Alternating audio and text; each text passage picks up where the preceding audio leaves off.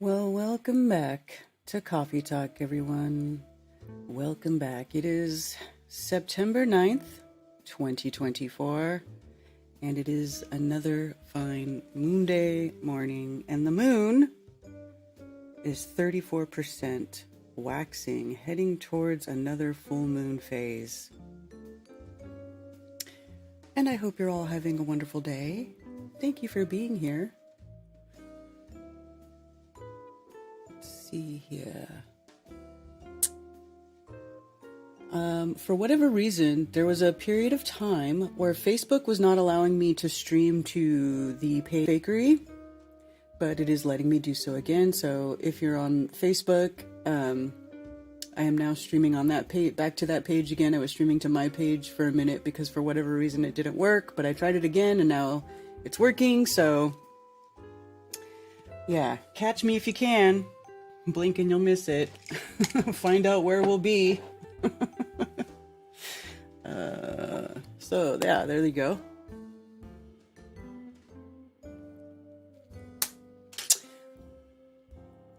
Let me see.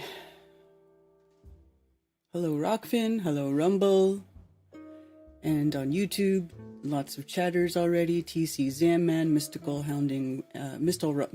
Rock Hounding and Fossils.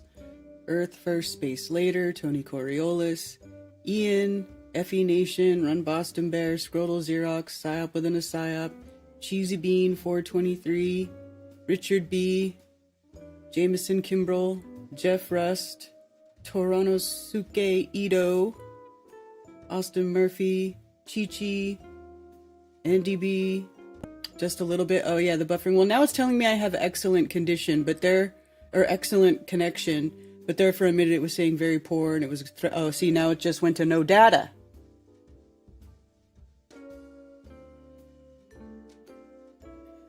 What the heck? If my stream dumps, I will have to restart it. I don't know why it is giving me a hard time.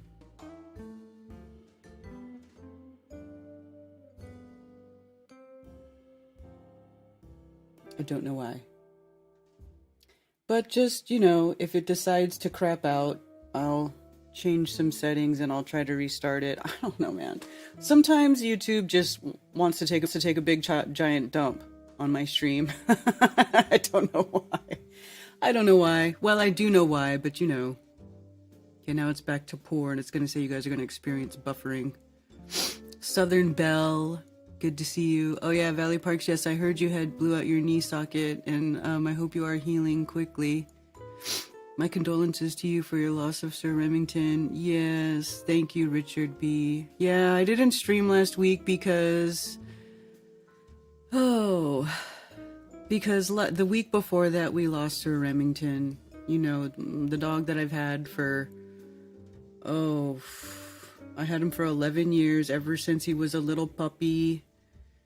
And he died on Tuesday the 27th, and it was very sudden, unexpected. Like, he was old, but he was still active, and he was still eating and drinking and walking and, doing normal dog stuff, just old.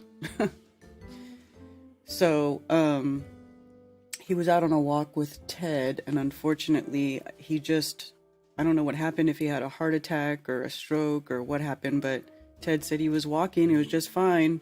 And the next minute he felt a tug on the leash and he turned around and Remy kind of stiffened up and fell over, and that was it.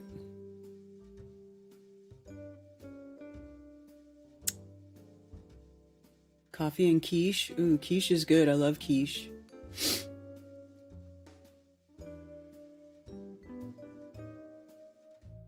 Hello, Rock E. Shepherd, Brandon C.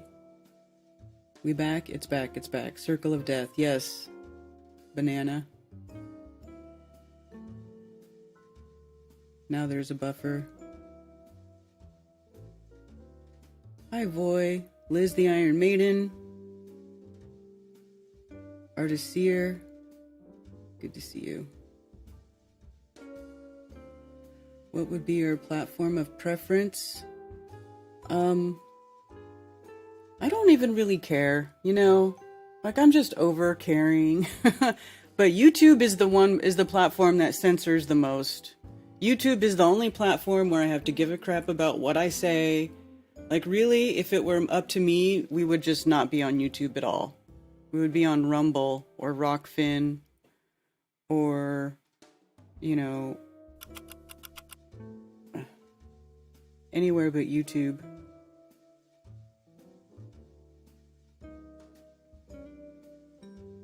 Did my stream start on Rumble? Speaking of, why not?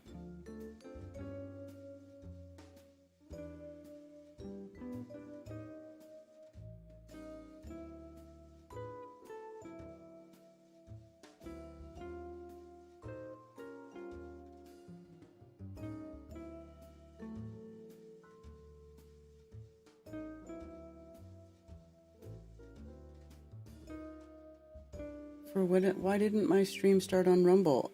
As I say that, then Rumble doesn't work. What in the holy heck?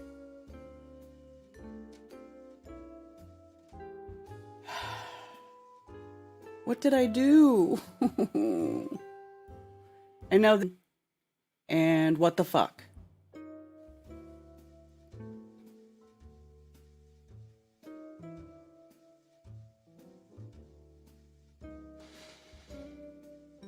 I don't know. I don't know what's going on.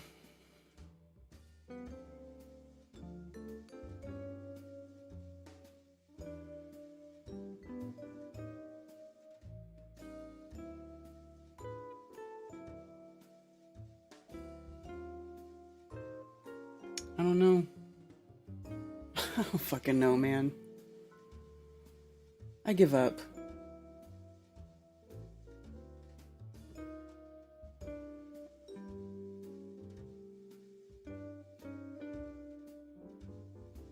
Yeah, Sue Finelli, that was pretty much me for like a week straight. Thank you, Richard B., for gifting 10 memberships to my channel. Is Rockfin working? Fuck's sake, man.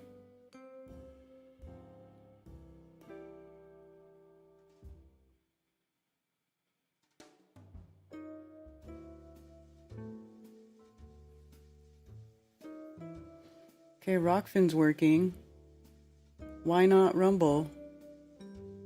This is the first time I've had Rumble not work.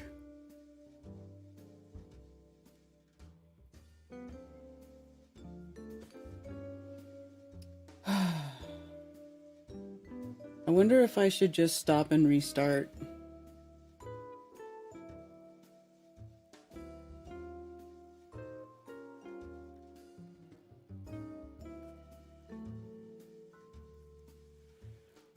Stuck on the intro, yeah, because it never connected and started streaming to Rumble, and I don't understand why. Because I updated.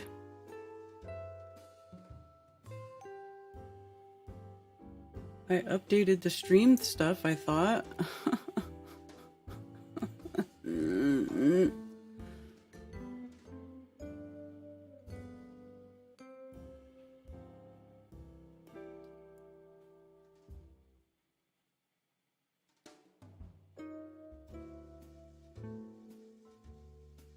I don't know, dude.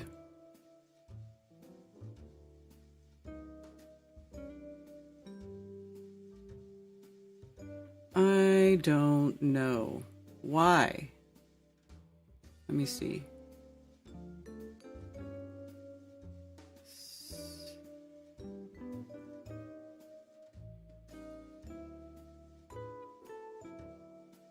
I don't know.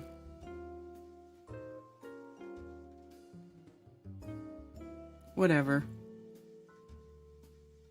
No, it's not. Everything is shit, NDB. This happened a couple weeks. Every time right before the event, Richard, I get hammered. Hammered. I get banned. I don't even like, every year. And it gets worse every year.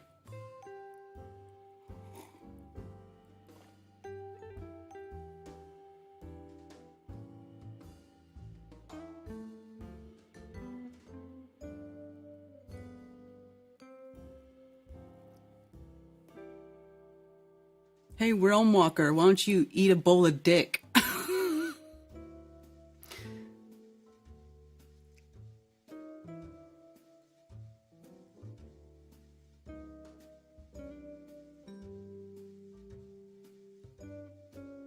Yeah, YouTube's working.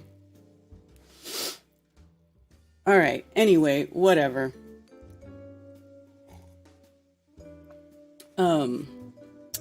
Flatoberfest 2024 will be happening in just a couple of weeks, little over 2 weeks now. September 27th through the 29th, Friday and Saturday at the Music Camp in Spartanburg, South Carolina. 55 acres. It's an outdoor event. Family friendly, dog friendly, children 12 and under are free. We will have lots of tactile learning exhibits and demos, live music, live presentations, karaoke on Friday night, and a single mingle on Saturday night if there are singles there. I don't know how many singles are going to be there because I didn't keep track this year. But if there's enough people for single stuff on Saturday night, we'll do it. Camp out for 2 days and 2 nights at the music camp. Children 12 and under are free, like I said. And we can set up a quiet camping area if there's families there. There's actually quite a lot of room. You can separate yourself quite easily if you want to have a quiet camping spot. I think there'll probably end up being like 2 main camping spots.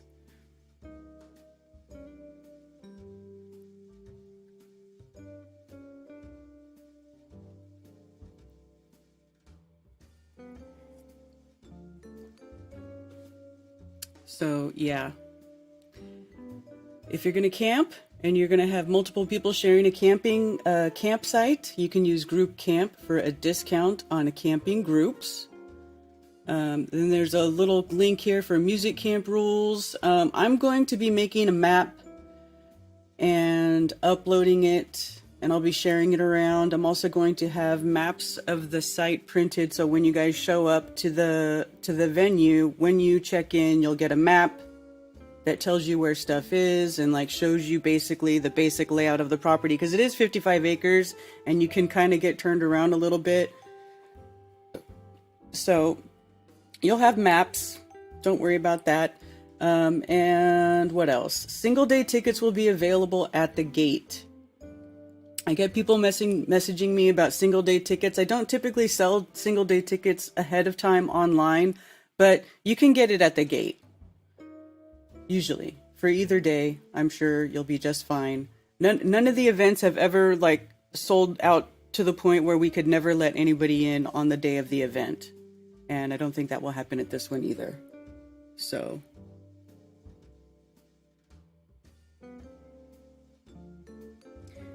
we know how this calendar works? What do you mean? Is it Red Scare Oktoberfest?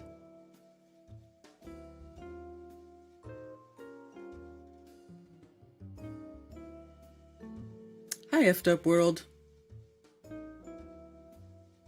Partial lunar eclipse visible here? Let me see.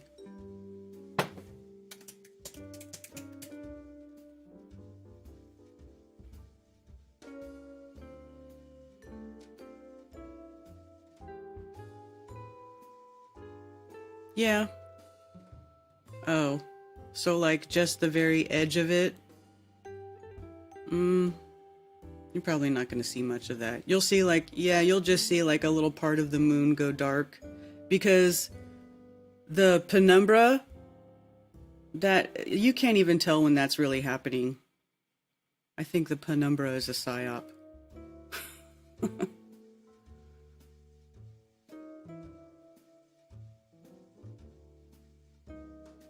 Or you have to have like very sensitive equipment to detect it, because anytime that I've gone out and looked at like whenever there was like supposed to be a penumbral eclipse, which is basically you're not getting the very dark part of the eclipse. It's like the partially blurry, hazy part on the outside of the dark part, but it's so hard to see. You won't even notice it. So like probably, yeah, so you'll see like the very outer edge of the moon kind of have a little smidgen missing. I don't know. Those are just not as fun as the blood moon.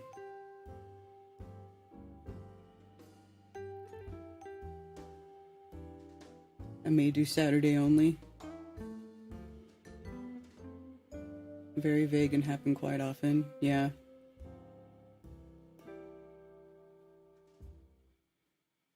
Hey, there's Dr. Law. Hope to see everyone at Flatoberfest.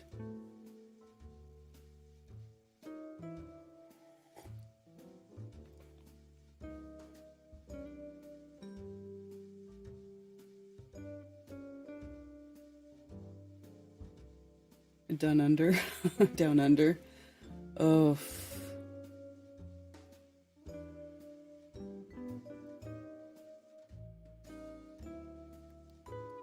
I know it's expensive. It's expensive for y'all to get over here.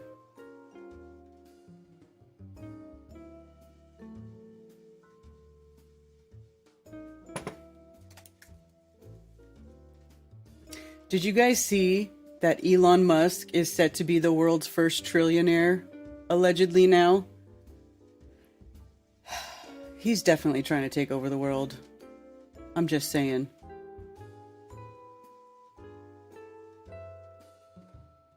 Let's see.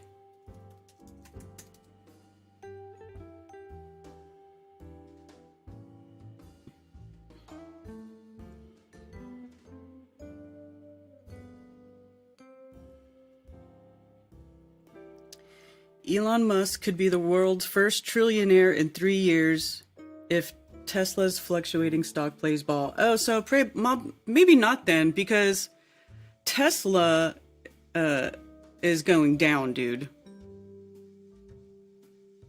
I mean, all these people bought Teslas, but I think everybody's starting to realize that they're not so great. Having an electric car is not so great.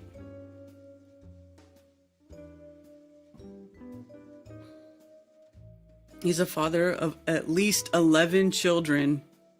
Do they not know how many children he has? Wasn't somebody, I feel like when we were all hanging out here Friday, oh, by the way, Crumb and Emily have made it to the East Coast, and we all had a party on Friday night at my house. It was really cool. We all got to welcome them to the East Coast, and it was so fun. But I thought wasn't somebody saying that he had 14? Wasn't Jana saying he had 14 children? This is saying there's 11. But it says at least 11, so there could be more. He amassed a fortune worth 198 billion, making him the world's third richest person. Musk said he didn't get there by working 40 hours a week. Whatever.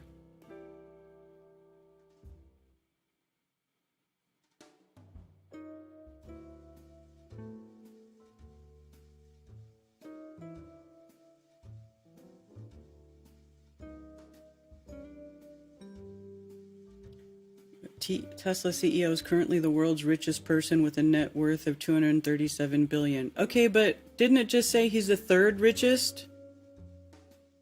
Is he the richest or is he the third richest?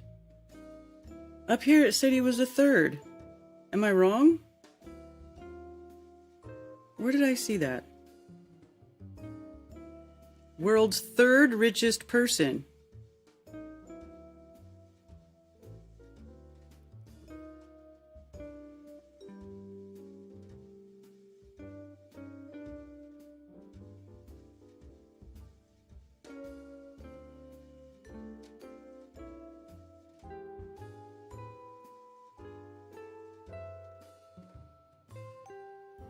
No, it's not about promoting other channels, but are you the same Realm Walker who ripped off FE Core? Elon Musk performs false signs and wonders in the sky, making fire come down from heaven, and has claimed to possess God's throne. Hey, by the way, do you go to other channels and go, hey, why don't you go check out Karen's channel? Or you just come here to promote other people's channels? Just curious.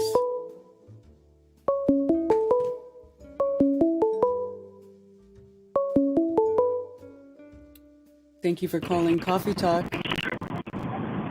Testing, 1, 2, 3. Can you hear me? What? Karen, it's Jesse from Hingham. How's it going? Can you hear me? Oh, great. Yeah, barely. Let's see, is that better? Uh-huh. Not really. Okay, cool.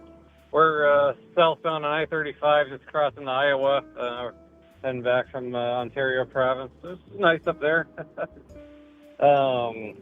Interesting thing I saw not too long ago.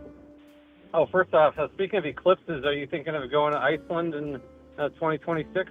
I think it's August 12th. No. So the next solar one? Yeah, I'd have to. I doubt I will, but you never know. Let's save up some money quickly. Yeah. I guess the next one is here, what's like 2024 or something? 2044, that's right. Anyway, I saw this video, it was in China, of this mother literally putting her younger into this self-driving Uber type thing, and it literally just drove off. I mean, is this really a thing, or what do you think is going to happen with that? What now? So there was this video I saw, it was in China, where this mother literally puts her daughter in the back seat of this self-driving car, you know, like an Uber type thing, and it just took off. And it shows that, you know, the kid like playing with a screen in the back seat and whatnot, and, you know, taking her to the whatever destination. I mean, do you really think that this stuff is going to take off? I mean, if I had a kid, I couldn't imagine, you know, putting my kid in the backseat of a car just with no driver.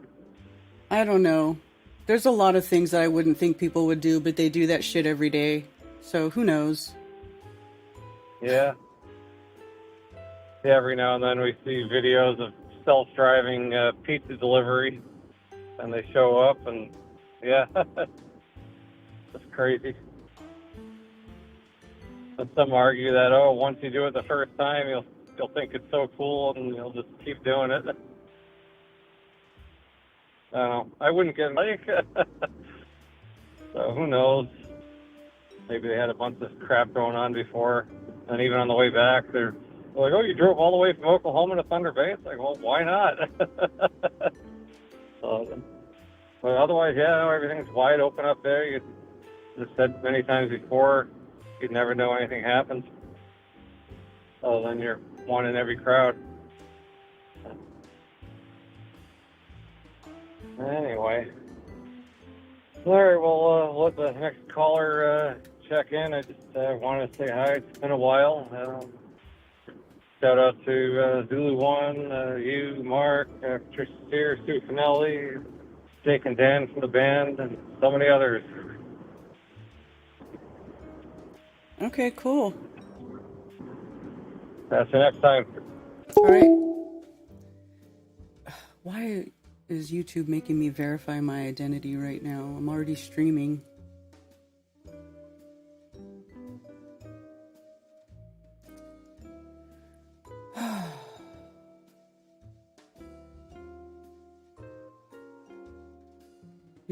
New tip from Lukey. Oh, Lukey, thank you for the tip on Ko-Fi. I would never eat something delivered from a self-driving car.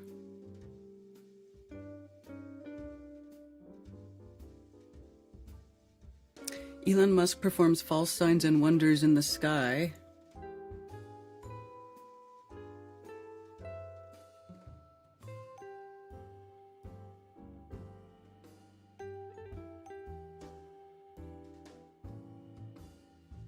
And has claimed to possess God's throne. What do you mean he claimed to possess God's throne? Hi, Lord Racer. Good to see you. Elon is on the government tent. We subsidize all his projects.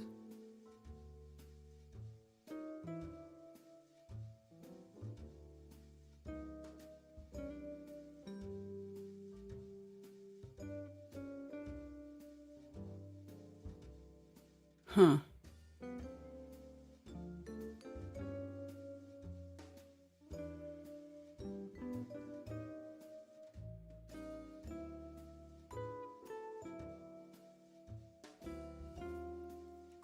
I don't understand why it's saying that he's the third richest person, but then it says he's the first richest person in the same article. What's up with that?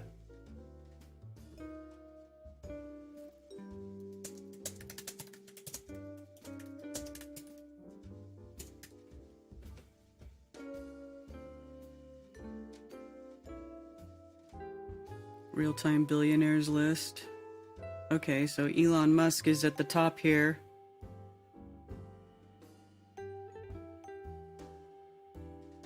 Jeff Bezos, Mark Zuckerberg.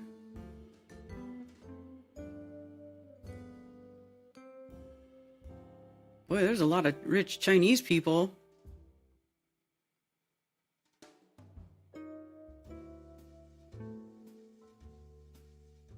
Real-time billionaires list.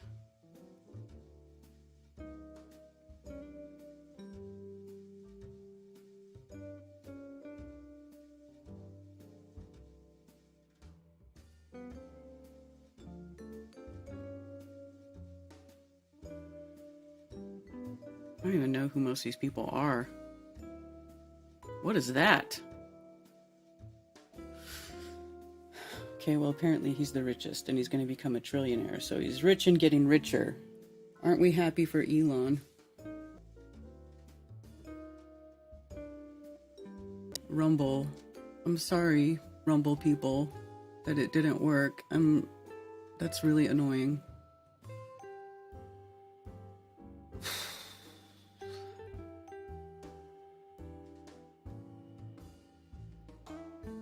I was in a good mood this morning. I started out happy. Was gonna come on here and I was gonna have a good stream, and then it just went to shit like almost immediately.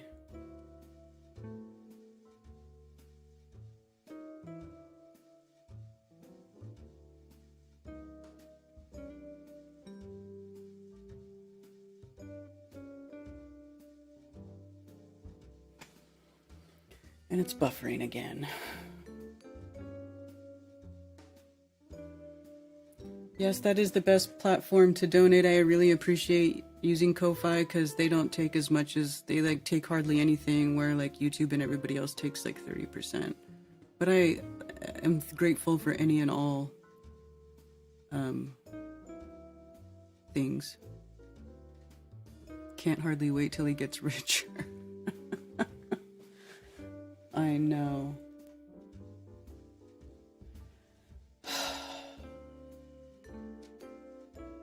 It's really frustrating because I don't even know what sort of state this stream is in right now. This thing keeps telling me no data, poor, and then it goes to excellent connection, and then it keeps cycling through over and over. So I don't know. I guess you guys will just have to tell me if it craps out.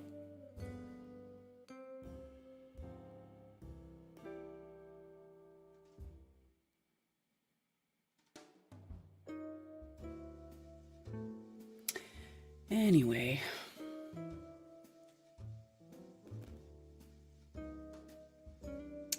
So yeah, lost my dog. Keep thinking about it. Sorry.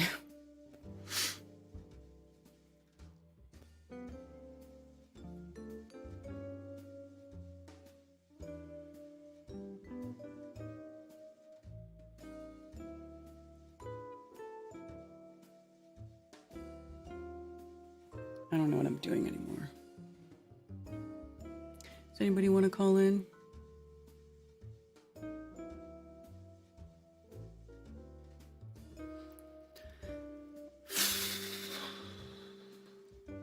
Got totally distracted.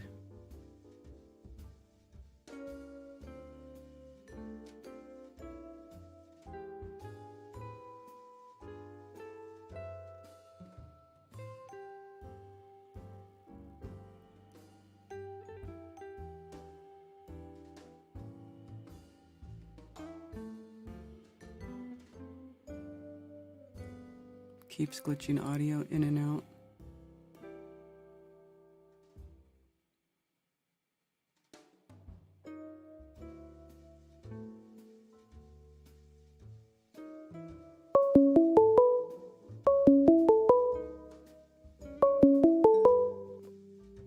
Thank you for calling Coffee Talk. You're on with Karen B. Karen B. Tony Coriolis. How's it going?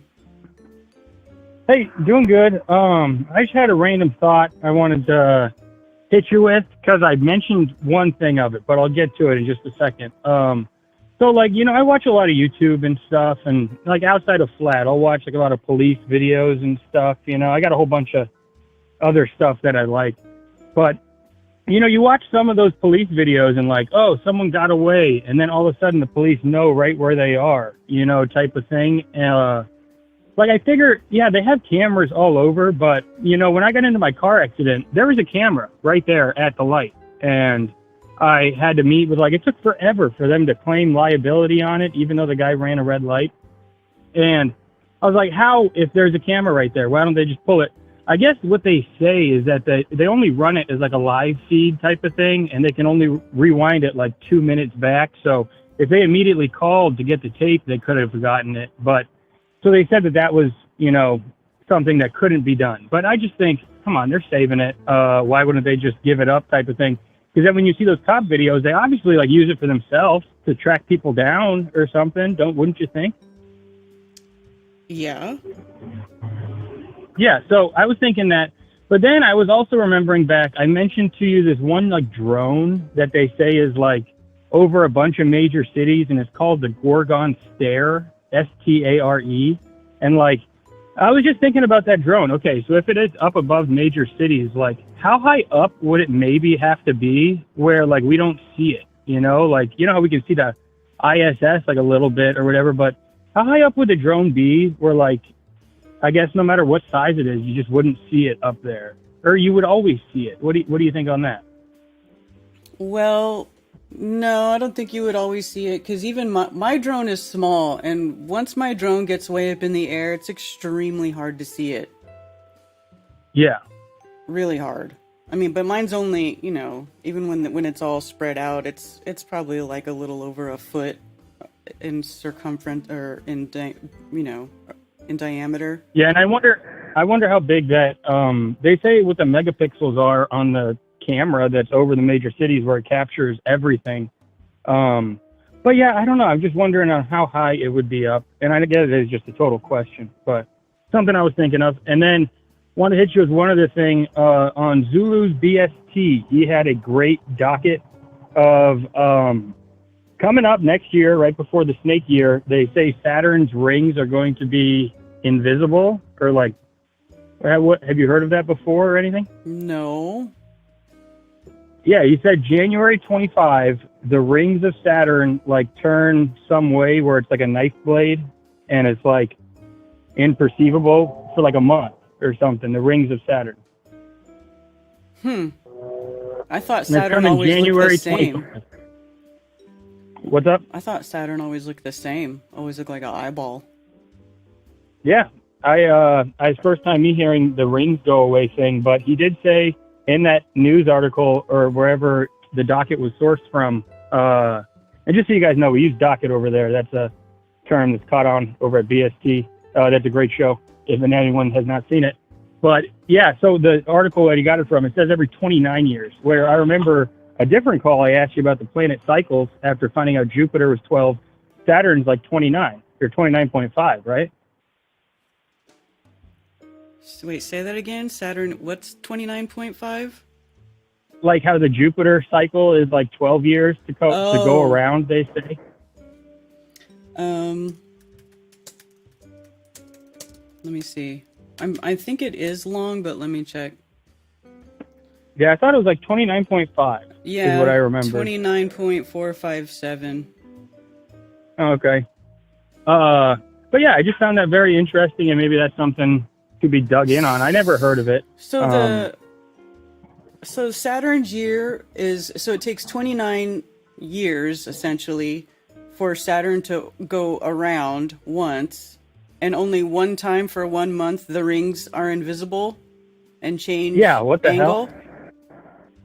Yeah, apparently that's what it is, and it's January 25.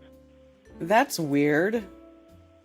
Yeah, and they give like the exact dates, I think, of when it goes away and when it comes back. But how weird. I've never heard of that. That's weird. Totally. Well, hey, I'm at work. I got to run, but figured I'd hit you with a couple of short things. Very much looking forward to Flatoberfest. And a week from now, I will be, I guess, just returning from hanging out with Zulu and them out in Atlantic City. I'm doing both. Oh, Ready cool. for a party. Yeah. You guys are doing like, yeah, that's awesome. You guys are going to have fun. Totally. Looking forward to all of September. See you all around. See you all out there.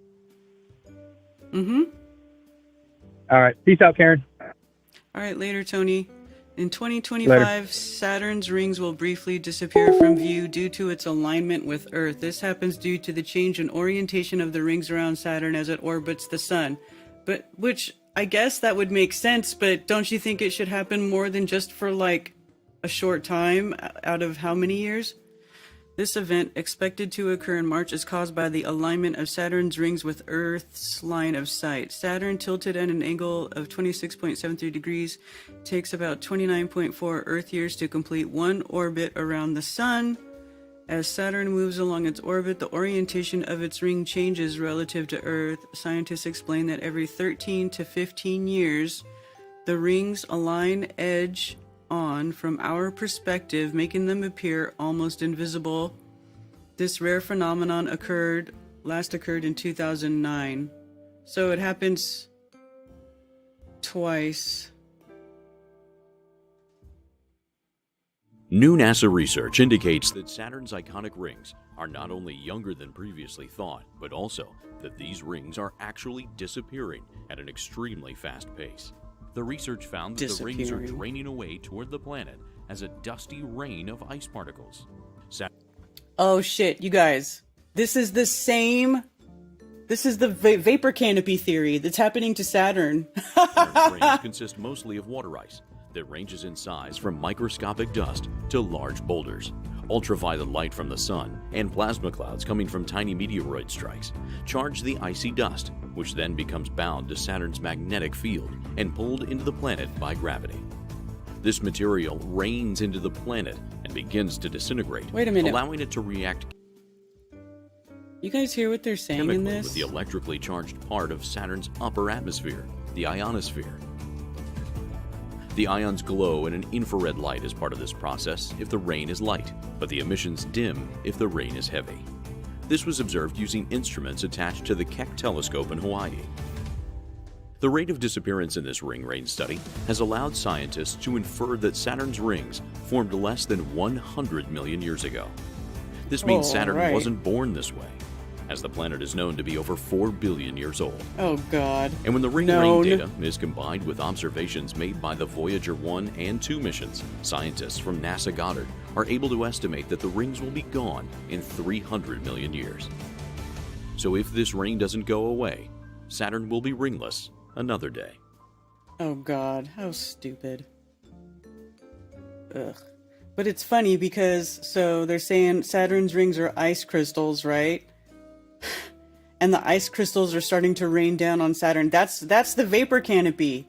That's the vapor canopy theory. Okay, that's what globalists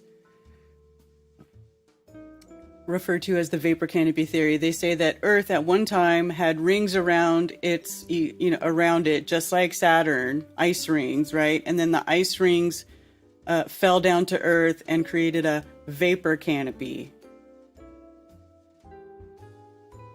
So I guess that they're kind of like trying to, what is that? Like they're mixing that in with their weird, I don't know. It's like one bullshit story backs up another bullshit story, backs up another bullshit story in all things space. I also think it's funny that they talk about how what happens is the particles get charged and then all of a sudden they become affected by Saturn's gravity, because before they weren't affected by Saturn's gravity, right? Because what's gravity? Is it mass attracting mass? Is it bendy space-time? I don't know. But they had to get electrically charged to become affected by this gravity. It's almost like they're sort of covertly confirming that gravity is not whatever they say it is. It's electrostatics. And they're saying the change of these particles makes it excel towards the surface of Mars. the icy dust, which then becomes bound to Saturn clouds coming from tiny meteorites. Charge the large boulders. Ultraviolet light from the sun and plasma clouds coming from tiny meteoroid strikes. Charge the icy dust, which then becomes bound to Saturn's magnetic field and pulled into the planet by gravity. Charge the dust, which then This becomes material bound by rains into Saturn's the planet magnetic and field. begins to disintegrate, allowing it to react chemically with the electrically charged part of Saturn's But the upper gravity atmosphere, of the super large ionosphere. Saturn wasn't affecting it before, right? It's The so ions stupid. glow in an infrared light as part of this process if the rain is light, but the emissions dim if the rain is heavy. This was observed using instruments attached to the Keck telescope in Hawaii. The rate of disappearance in this ring rain study has allowed scientists to infer that Saturn's rings formed less than 100 million years ago. That means that they're just making shit up.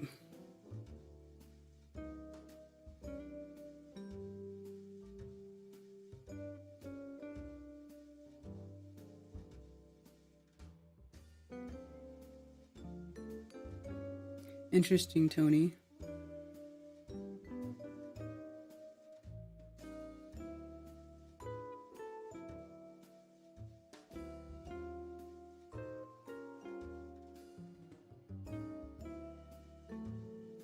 Lost your Labrador? Yeah.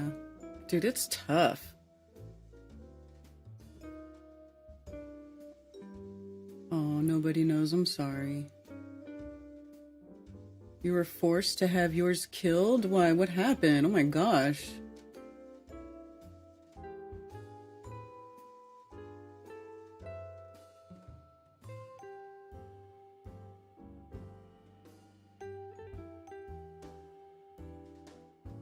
Hi, Brian.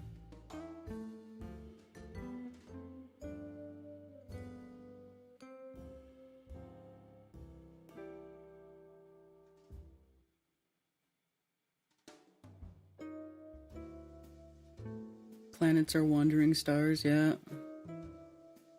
3 trillion years old.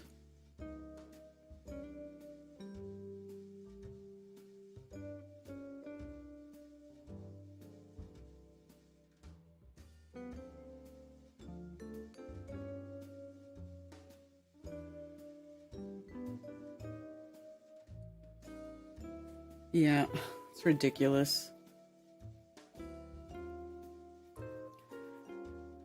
You know, though, it is interesting. I wish I had better sky views because it's really hard for me to get, at least whenever I was trying. I haven't tried for a while. Maybe I should try again.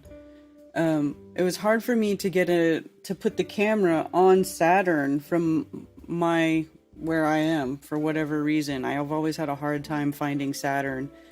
And I would like to see, I mean, I have seen Saturn, but it looked like a little eyeball. So I'm actually interested to try to see when Saturn loses it. Saturn's rings disappear. I'm interested to see this phenomena.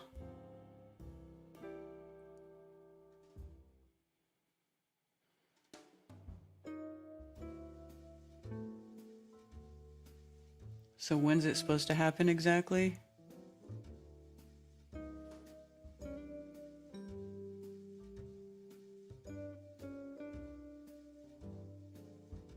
Briefly in March of 2025.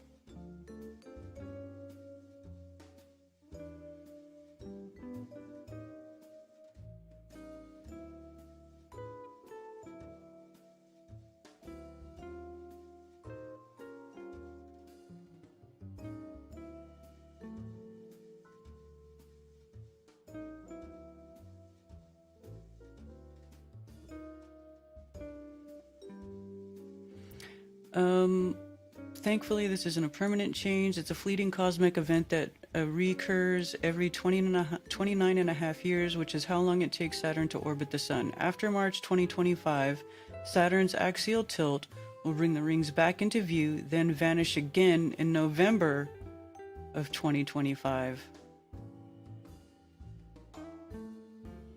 So it's going to happen 2 times in 1 year.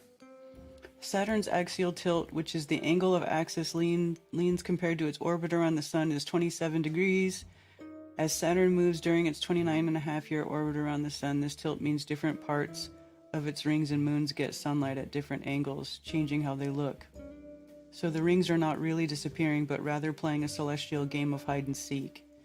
At their appearance, we can also enjoy an accentuated view of Saturn's moons.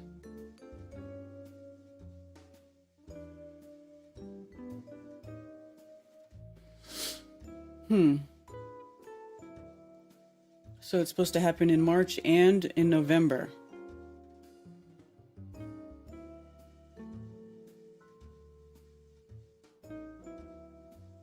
Cosmic dust.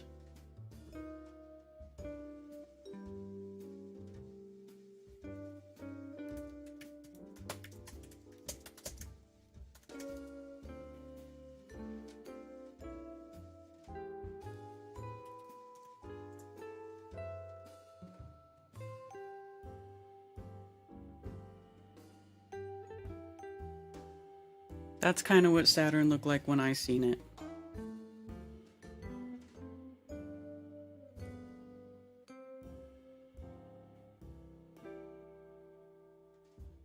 Kind of like that.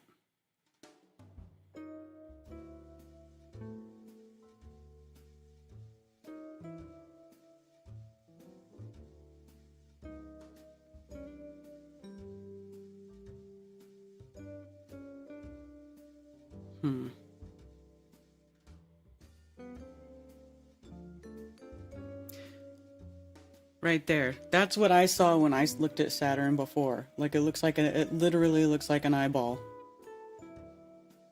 That's about as good as I've ever seen it through anything. With my bare eyes, it always looks like this.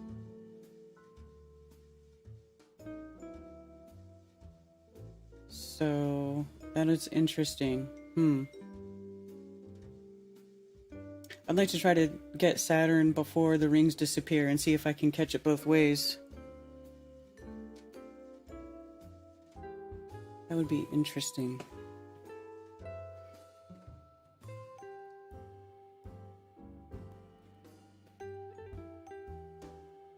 No, I unbanned you, Rasta Bear. But if you start trying to trigger me in chat, I'll ban you again.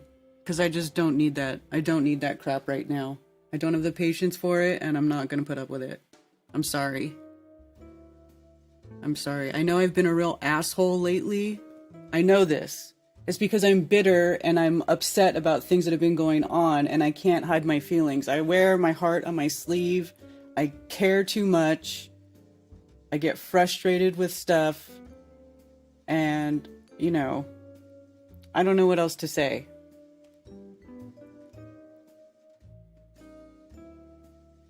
I don't know what to say about that. I'm trying to do better.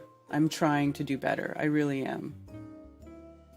But I just have zero tolerance for bullshit. And it seems like there's a lot of people in this community who lack discernment and have some sort of grift going and will say and do anything to get their click rate up.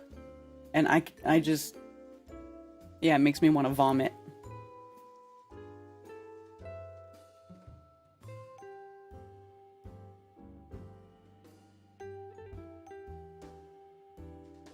You're a real being, Karen? Yeah, I know.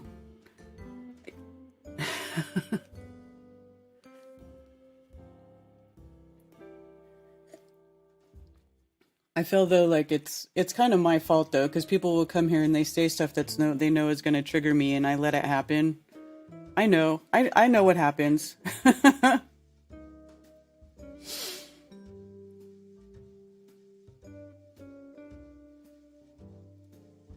Love to give you a mace session? What does that mean?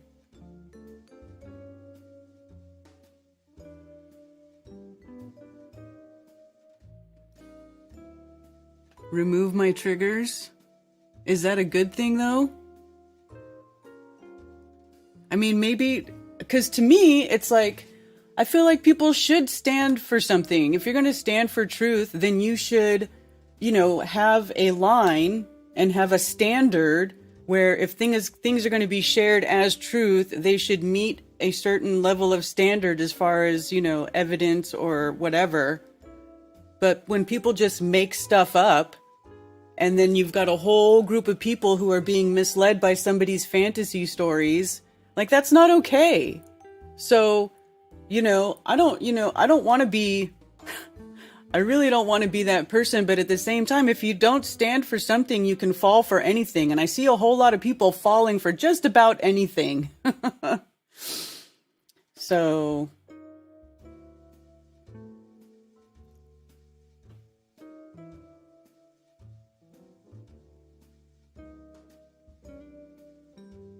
therapy from Australia.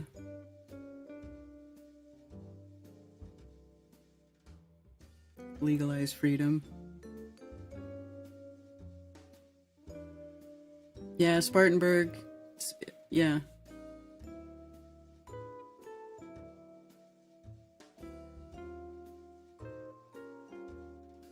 Well, I think the solution is to, well, I don't want to say.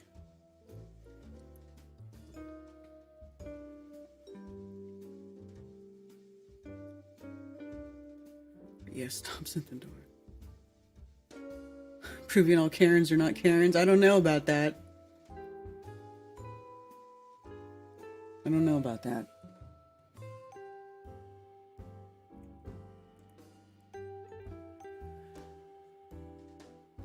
I mean, maybe. I'm just trying to hold it together so I can do this event. I want to hang out with the peoples one more time. And then I'm going to change everything I'm doing. Everything is going to change. And I'm not going to talk in detail about it. I'm just going to say that everything is going to change. Because the way things are going now ain't working for Karen. Ain't working for Karen.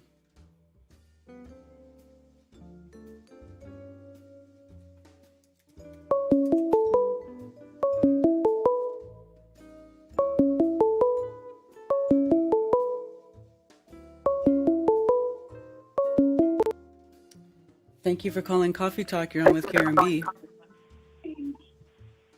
Hello. Hello. Hi there. How are you? Good. You need to mute your watch page because I can hear myself in the background. Okay, so I mute what? Okay, I know. Mute right. your YouTube or whatever you're watching. There we go. I just did it. Okay, cool. That's better. Thank you. Hello. You're welcome. How are you today? I'm all right. Well, the reason I'm calling is because this is the first time I've ever called in, but I first met you when I was listening to you with Mark Sargent. Anyway, I'm Jeff out of Houston. I talked to you, I think maybe but anyway, I just found you for the first thing on a Monday morning, and I was listening to some of your distress, and I thought I'd call in and let you have a free therapy session with me. Okay. Well, are you a therapist? Yes, without any question. Oh, really? What kind of therapist are you? Well, I'm basically a psychologist. Okay. Yeah. And So, I'm 65 years old, and I've been in Christian ministry for many, many, many years. And, I'm a student of all these things. I'm a truther and have been since 2015, basically, when I became flat earther. And then in my Christianity, I found out that the Christian religion had just lied to me for, 60 years, basically. So from that time I was born until I was 62 years old, I was under the mesmerizing power of false Christianity, which is just very interesting. Christianity is the most interesting subject there is by far. There is no other subject. But you're a truther, Karen, so we need to get at the source of your consternation these days. As a truther in the truth community, where the truth community is not standing for things, correct? yeah. So, Karen, here's my question. What do you expect the truth community to stand for?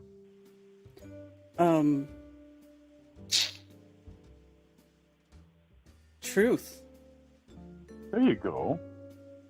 And here's the classic question of all antiquity and today, Karen B. What is truth? Well, it's an ongoing investigation, I guess. Yeah.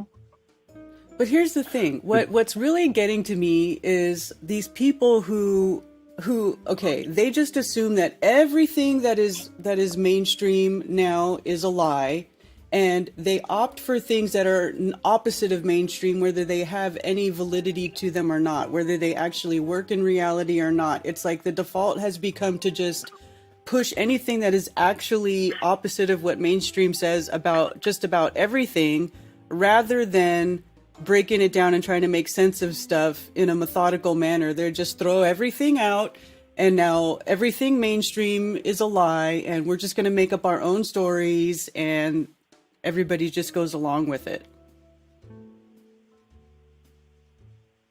Okay.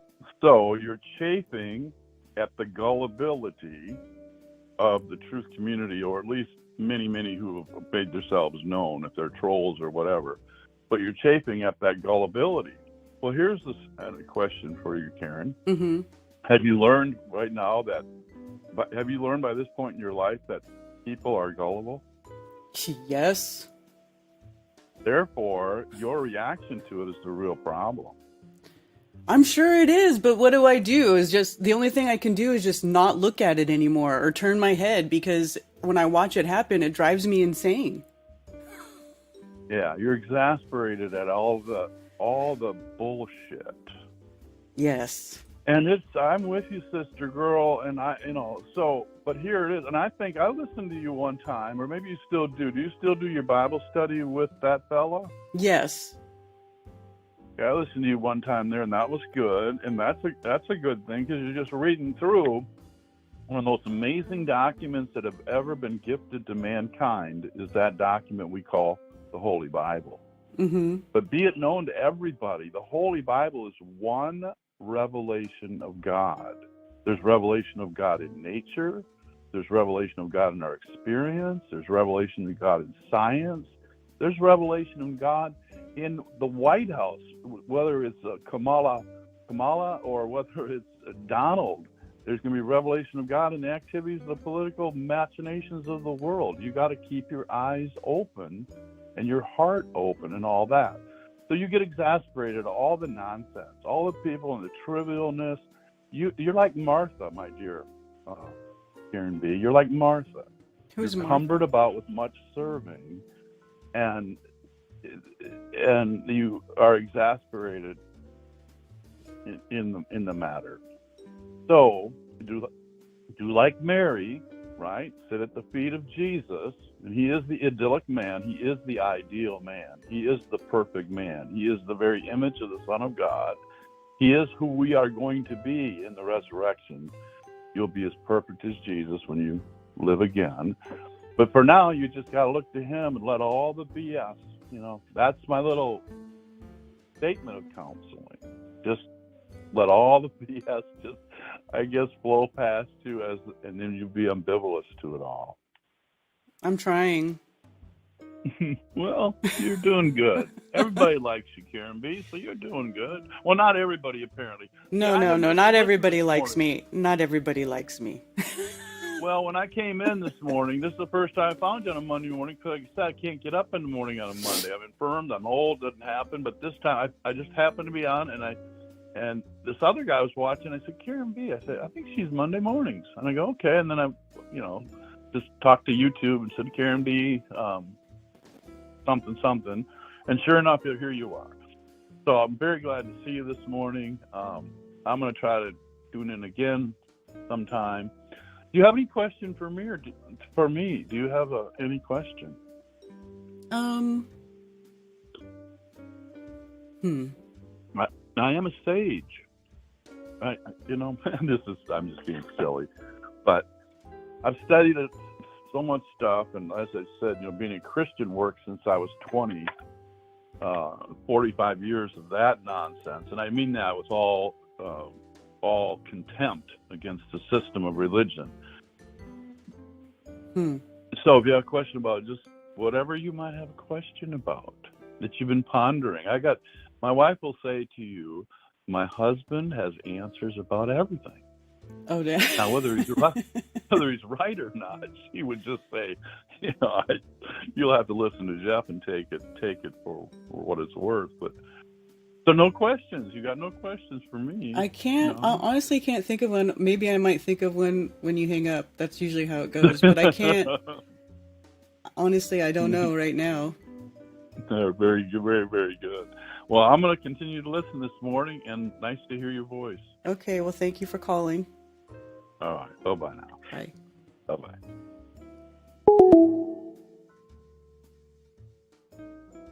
Okay, Ian, I will check after here.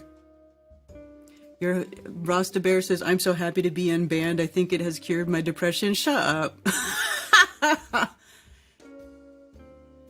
Hi, Patricia.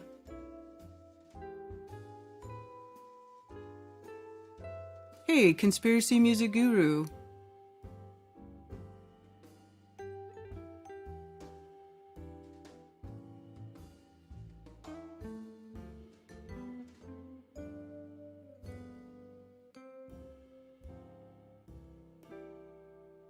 Turns out love isn't the way. You need an exorcism, Karen. I mean, I might. I might. I was thinking about it this weekend. I did spend a lot of time off of line this weekend. I tried to spend more time in nature this weekend.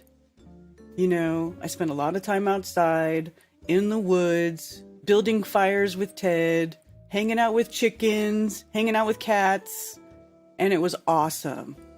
It was awesome. And the weather was so nice this weekend. It's like the humidity has faded here, but it's still warm and the sun comes out, so it's like that beautiful breezy fall weather.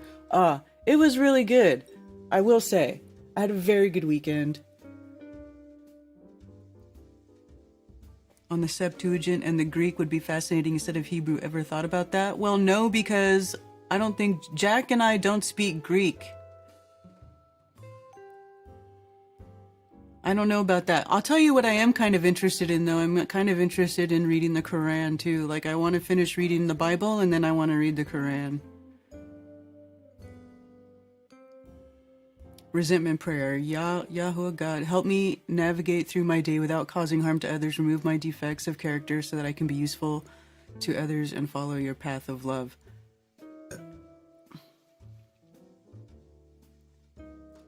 Nachiketa blocked you?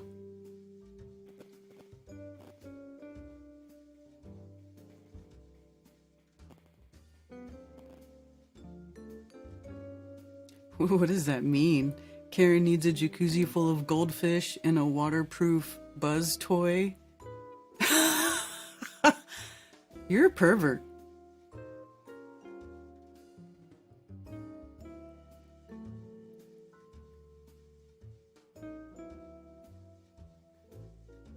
You were kidding? I don't know. You might be right though, Sarah. I might need an exorcism.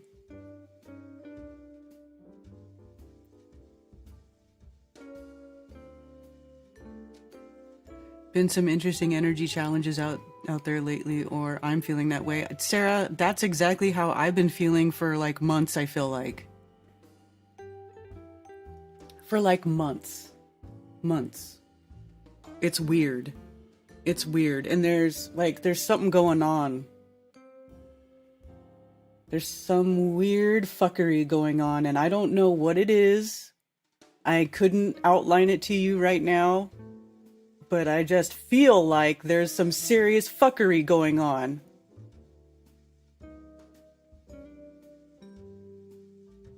Hanging out with cats, an everyday thing here. No chickens or fire here, or nice boyfriend. Like, please send boyfriend on to Houston.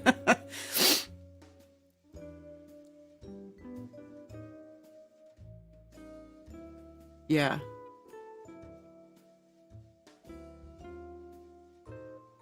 A Jew's koozie? Oh my god. You guys are funny.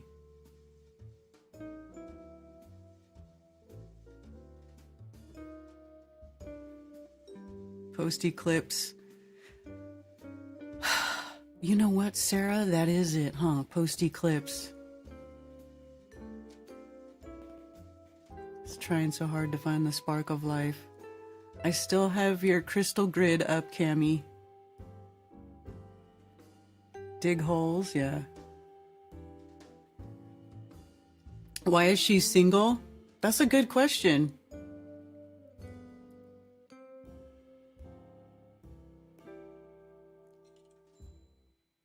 What is that? Oh.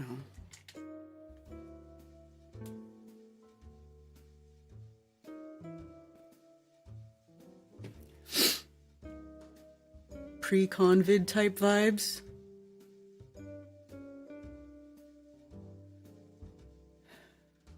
Yeah. Dig holes. Well, we weren't digging holes, but we were thinning out, like, we got this wood chipper, which is invaluable, by the way. I find. I love the wood chipper because it's like an endless, with all the woods around the house, you just pick up what's in the woods or cut down, you know, little stuff here and there. And then you have like a never ending supply of mulch. It's great.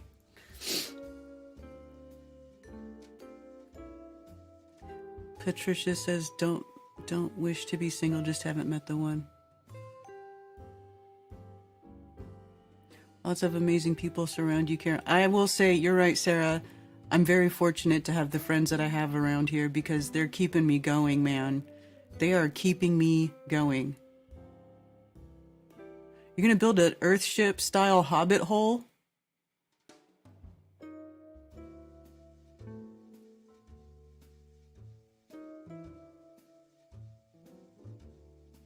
Well, they are trying to push that. Are they still trying to push monkeypox? Let's see.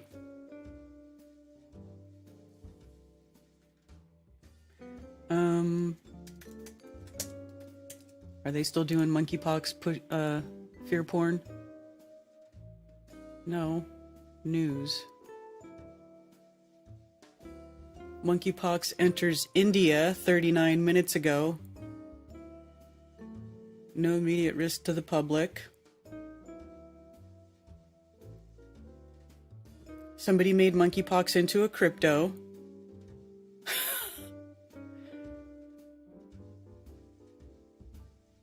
Monkeypox in India, monkeypox.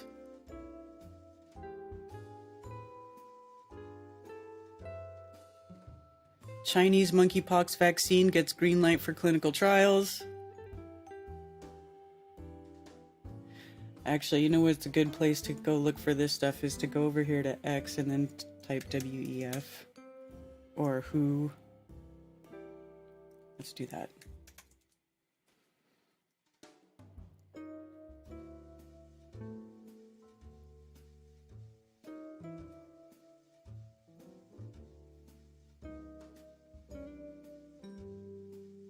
Oh, that's right.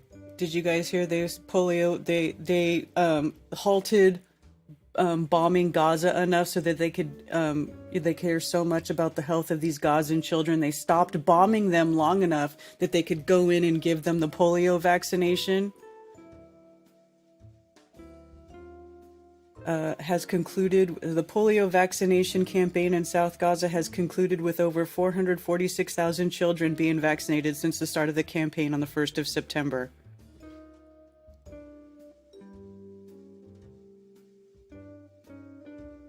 Oh, we care so much about the children of Gaza, we're going to vaccinate them.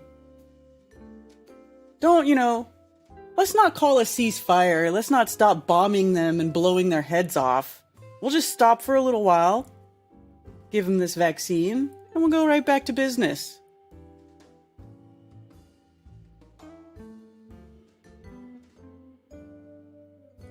Here. Oh, here we go. Is this all just sound? A zoonotic disease.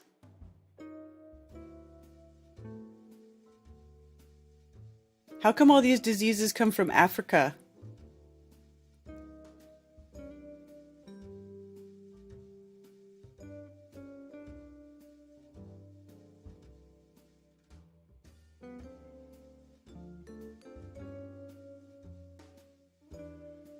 Heightened surveillance associated with smallpox. Wait, what?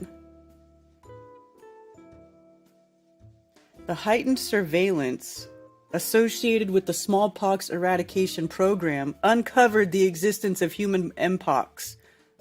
The heightened surveillance. So they want you to know how important it is for them to increase surveillance so they can keep an eye on all these deadly viruses.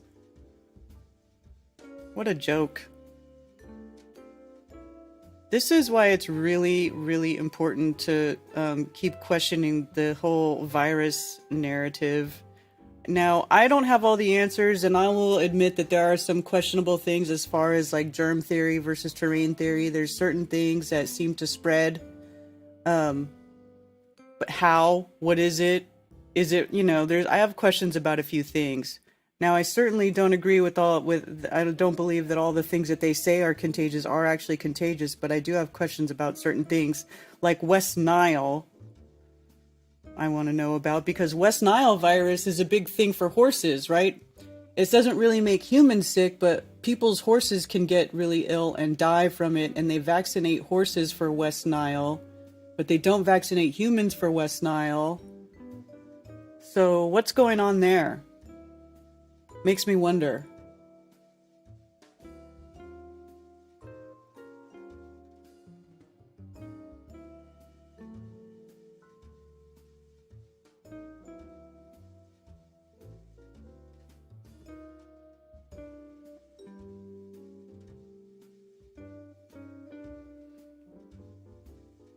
I encourage people I don't like to get their shingles vaccine.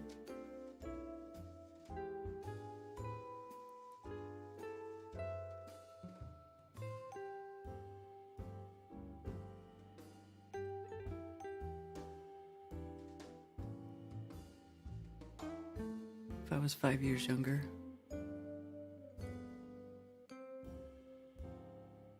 Apparently monkeypox has been around for a decade. Yeah, I don't know. Overly paranoid fear of the unknown. Be afraid of everything and squabble. Just don't think about politics or policy. Yeah. They just want everybody to be afraid of the boogeyman, the invisible boogeyman. It's like the war on terror got exhausted, right? You can only, fight a war on terror for so long before everybody's like, yeah, fuck your war on terror. Now it's like the war on the invisible, it's the invisible, boogeyman, little germ that's out to get you.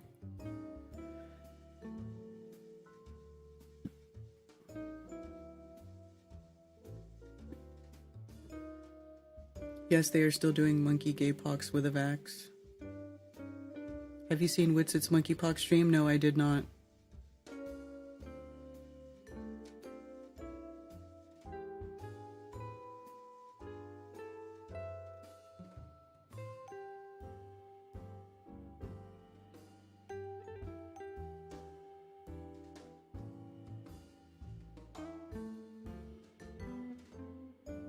I have questions about herpes. I think that's something that spreads. Maybe, I don't know. Otherwise, I'm all in with germ theory being dead.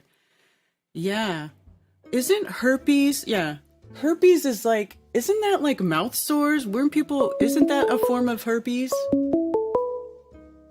I would love to get one of the doctors on and just ask him about all that Thank you for calling Coffee Talk. You're on with Karen B. Hey, Queen B. Can you hear me? I got a lot of static on my phone. No, you actually sound okay to us. What's up, Law? Oh, nothing much. You're very staticky. Maybe it's my headphone. But yeah, I just wanted to call in. Shout out to Flatoberfest. Can barely wait. Just 2 more weeks or so? Yeah. Well, a little bit over 2 weeks, almost 3 weeks, huh? Yeah. So, yeah, I've got everything ready. My sister and I will be there cooking and getting everything together. Hope to see everyone there. This is going to be my last go around, so hope to see everyone there. Just like to say hi and bye. Yes. I think we're going to have a good time. Oh, definitely. We will. It'll be good. Yeah. Yeah, oh yeah, of course. Anything you do is gonna be good. So I know that for a fact. Even Well, we have 2 people, me and you, we still have a good time, right? oh, for sure. Yeah, Yeah. well, you know how it is. You can't have a large group of flat earthers and not have a good time. Exactly. Well, I've got, I'm finally finalizing my menu. I'm going to have, everything, something for everyone, okay? From burgers to fries, to tacos. I'll have beef and pork tacos. I'll have spring rolls. On the Asian side, I'll have my sister's infamous spring rolls that you have got to try. I'll have, of course, the basil fried rice. You remember that from the Oh, yeah. festival that we did? Yeah. Yeah, that's so good. That one. Yep. And we will have, my pad thai that people like, but I don't really eat it. And we'll have the Thai tea and Thai coffee. I need to call up Dave and tell him to come just for the Thai tea, right? Call up Dave and what now? Wait, what? Dave Weiss. Dave Weiss. He likes the Thai tea. I always Oh. have a gallon ready for him and Paige. Yeah. Oh, they're not going to be there. Yeah, I know. Oh, okay. I heard. Okay. Yeah, but it's okay. I mean, They're this going to is be in Mexico. exactly how. What was that? Say again? They're going to be in Mexico, I guess, or something. I don't know. Yeah, they've got things already planned, and since it's not in October, people they were expecting it to be in October, I guess, but it's fine. September's fine. But yeah, it's kind of getting down, trying to get everything ready. So, like I said, I hope to see everyone, and Richard B, Stephanie, Steph, and Sander will be there. I hope. That's a long trip. Hey, come out and No, they eat are. with me. Them and Richard, Get yeah. a try. Mm-hmm. Yeah, I'll cook for them. So we'll have a good time. I'll be there. Oh shoot! Hold on 1 second. That's my alarm. I've got to go to work now. But yeah, I just wanted to shout you out, for holding Flatoberfest. The last one here for a while, right? Yeah, well, yeah. Good, yeah. Well, I want to definitely be a part of it. And those who, I'm just, trying to reach out to those who, they have, animosity and things like that towards you. Let's put it all aside. We're adults. We are all adults, and you cannot put that aside to come out here one last time, say hello. Yeah.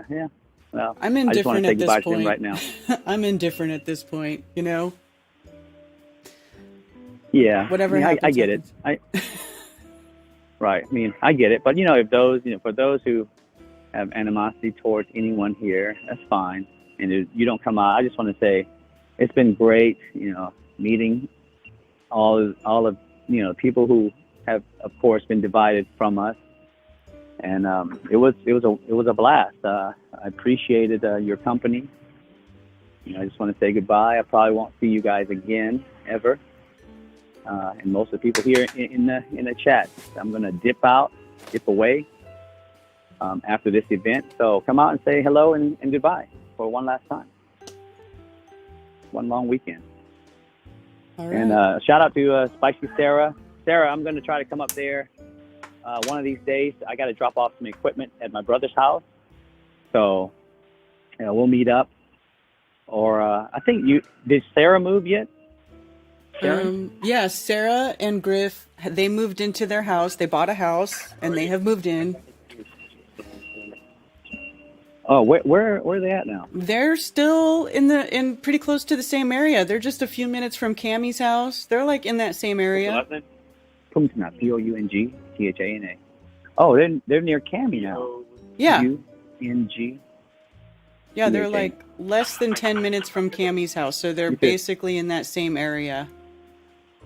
Oh, okay. That's great.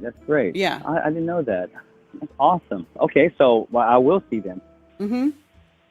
I will see them, and hopefully, I'm bringing my stuff. Maybe we can get together and hang out for a little bit for, a few hours while I'm there.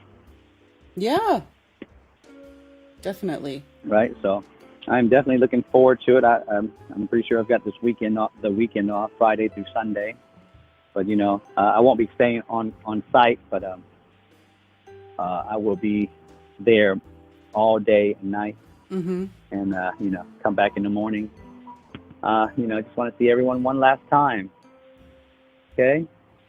All right, Law. And just want to say, thanks for everything, Karen. You've changed my life a lot, more than anyone has ever done. Stop anyone it. has ever done. No, come on. Yeah. Come on. I remember the first meetup with Jack, just Jack. Remember at the what's the name of that place in Greenville, that Mexican restaurant? Oh, I forget. But anyway. But yeah. Yeah. We had maybe 15 to 17 people there. Yeah. And then the second one, we had like a dozen, right? Same place, had a dozen people. And the third one, we tried to get people out, and it was just me, you, and just Jack in his camper. Remember that? Mm-hmm. Yep. But then after that, you did Flatoberfest 2019, and the ball was just rolled. It has definitely changed my life. I have put a lot of time and effort into meeting people and trying to get things going, and now I'm gonna just quietly fade away and go back to my life. But I will keep in touch with you for sure, Karen. You better. Okay. Of course. You probably, Spicy Sarah, and a few others out there, Sarah G and and all the people out there. So I'll keep in touch, but I'm going to be back in the matrix, living my life, doing my thing. And maybe, hopefully, I'll start my own business here soon. And maybe you guys can come over there. Yeah. And hang out with me. That would be awesome. Yeah, I got to start living my dream. I'm working for someone else's dream right now, so. I hear you. Right? That's what I want to do. I want to start living my dream too. I got plans. I got work I got to do. Yeah, that's what I've been doing, I'm working today from 9 till 10, and then I got to work tonight from 10 until. And then, go home, hit the gym, come back 9 o'clock in the morning. That's what I do every day, all day, every day. 15 plus hours per day. That's good. It's what though? It's good to stay active. This is a good thing. Oh yeah. I played tennis on Saturday for 3 hours straight with no sleep. I went to sleep at 6, got up at 7, played from 7:30 to 10:30, came home, caught a chest cold, sweated out, went to see my boys' game. Yep, but we're in full swing with soccer now, Karen. So I'm going to be busy for the next couple of months after the event. So I won't be seeing anyone.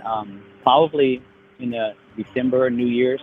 I want to get you and Sarah to come to the house and eat.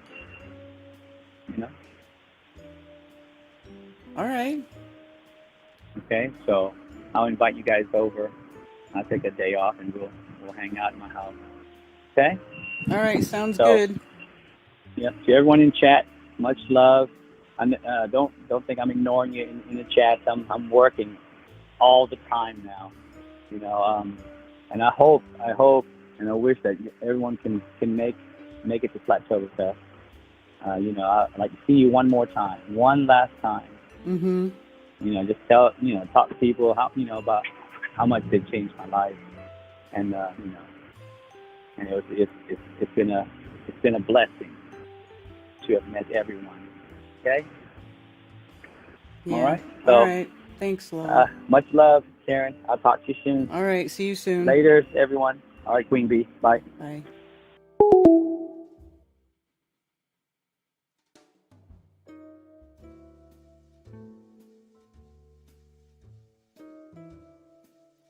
Oh, Dr. Law, ping pong player. Yeah, remember when Law was playing ping pong at Cammy's house? He was schooling everybody.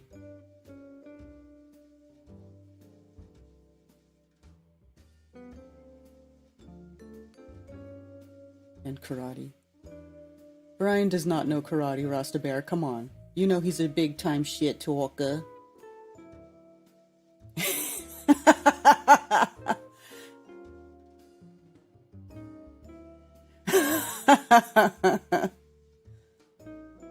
This one last time talk has me bummed. I'm sorry, Christy. I need a break. I need to do something else because I don't know what it is about this, like, whatever it is we're dealing with, this subject matter. People are get triggered easily. They're I'm no exception.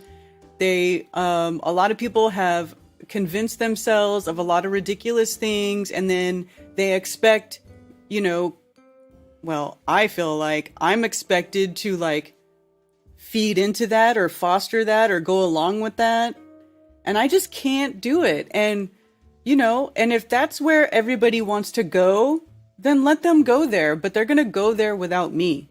You know what I'm saying? Like, I know people, I've been called a gatekeeper, or whatever, or closed-minded, but it's not like I never looked into these things. Okay, I did. I looked into them. I did not find any value in them.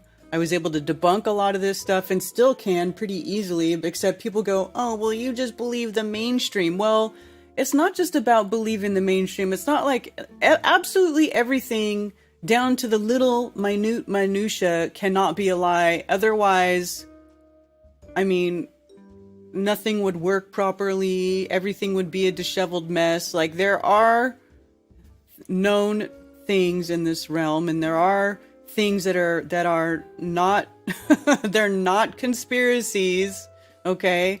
And there's things that we can actually touch and test and that should be incorporated into the thought process when we're trying to go back and decipher whether or not something is a lie.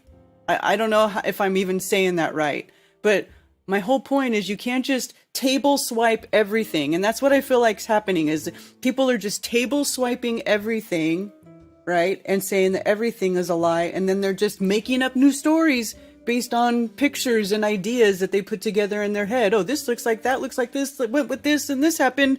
Oh, that makes sense. And then they start building up a whole channel on it, and they got this little cult-like following. And that type of stuff is now starting to encroach on what I'm doing. Like, I feel that pressure, to be including this stuff in Flatoberfest with Flat Earth. And I just can't do it. I cannot in good conscience do it, because I got in this because I wanted to not be lied to or deceived anymore. I wanted to, be able to look at information objectively and maybe discuss it with some people, and then maybe collectively we could come to some sort of, understanding, or begin to filter out, what is true and what isn't true. Like, it's the very complicated process of detangling the truth from the lies in this system that has been set up, where truth and lies have been interwoven together so tightly. And my whole thing is, I don't want to go, I just can't include these fantastical things that people are saying, because it just doesn't make sense. And I don't want Flat Earth to become some kind of freak show. I feel like people want it to become some sort of freak show where you come in and you're like, the moon is a map and free energy everywhere, and we didn't build all this stuff, and everything was built by giants, and like, or there was a old dew weapon attached to airships, and it melted the grid, and all the buildings melted and became mountains. Like, I am sorry, but I don't want to be a part of making Flat Earth the freak show, because it already is fringe enough. Flat Earth is fringe enough. All right, we get laughed at enough. It's still to this day, I get trolled on X by people who call me stupid, or even on Facebook the other day, they were like, you're incredibly stupid and gullible, you're a retard. Okay? I still get called that just for talking about flat Earth. Let alone if I was to go up to these people and go, hey, did you know that there's no mountains on flat Earth? They're all tree stumps. Like, I'm sorry. Flat Earth does not need to be turned into a freak show. In fact, it shouldn't be turned into a freak show because nobody's going to take it seriously. Nobody is ever, or at least a lot less people are going to even consider it. Right? When you have this whole freak show, 3-ring circus, burying flat Earth. I mean, I don't know how people don't see that that's a bad thing. Okay? And it's fine. It's fine if everybody wants to go do that, but you're going to do that without me and without Flatoberfest. And that's just the end of it. Hi, Rose.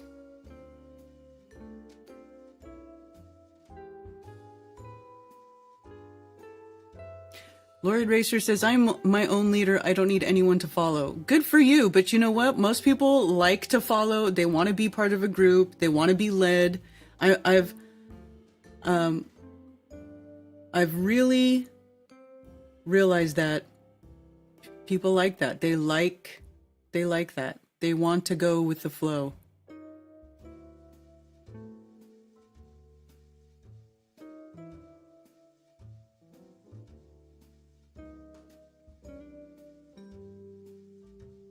The beach or the lake?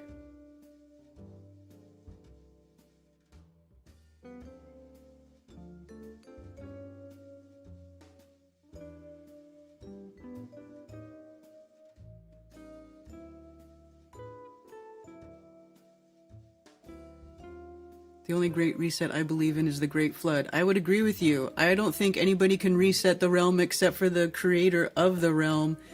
And I think it's ridiculous for people to be running around going, oh, this reset and that reset. And, you know, like as if there's multiple resets. I mean, empires rise and fall. Ages come and go. Societies rise and then they go away. You know, time happens. Things, that's just the flow of things, right? It doesn't mean that there was a reset because there was this empire at one time and now it doesn't exist anymore. It means that not everything lasts forever. Why would that last forever? I don't expect America to last forever. Shit. I don't even know if America's going to last within the next 5 years.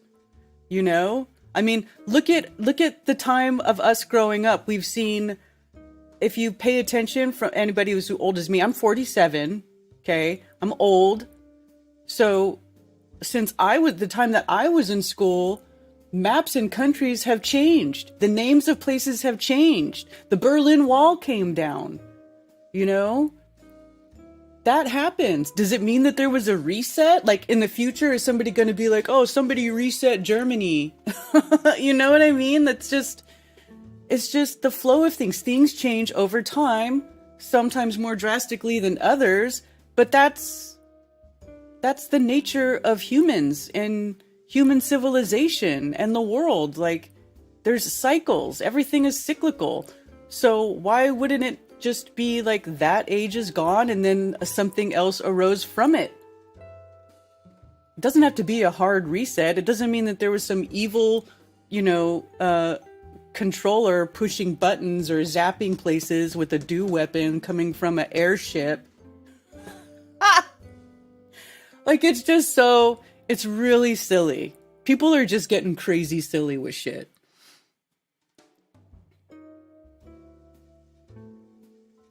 Pressure pushing down on me. Pressure pushing down on my ass for no pressure. Oh, I haven't set up a Zoom link. Do you want me to set up a Zoom link for you out of countryers?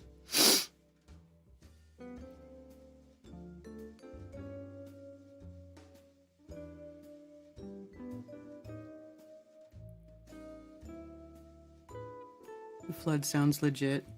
Well, the flood makes sense because people find fossils of shells on mountaintops. So how else would that have happened? That particular piece of land would have had to have spent a considerable amount of time underwater at some point to have fossilized water creatures, you know, in it, on them. I mean, it's just basic logic. It's kind of crazy when you think about it, like it's trippy, but I mean, what else would it mean? They say it's the end times, but end of what exactly? I don't know. There's a lot of people who think, that, you know, we're like heading towards the rapture, right? Or we're like living in Satan's little season. And I mean, but I don't know. Who knows? It's really pointless to worry about it, because if it happens, it's going to be way out of your control anyway. So the best thing to do is live your life the best way you see fit. Try to be the best person you could be. And that's it. And then if the rapture comes, you're set. Should have read that in the voice of Freddie Mercury. I don't know if I can do the Freddie Mercury voice. We found seashells by the lake a week ago, see? Although there are freshwater clams. They say it's the end times for the past 100 years. Yeah, who knows? Flood is proof of FE. I agree. Do not be afraid. It's in the Bible 144 times, 100 in the Old Testament and 44. Yeah, be not afraid. Yeah.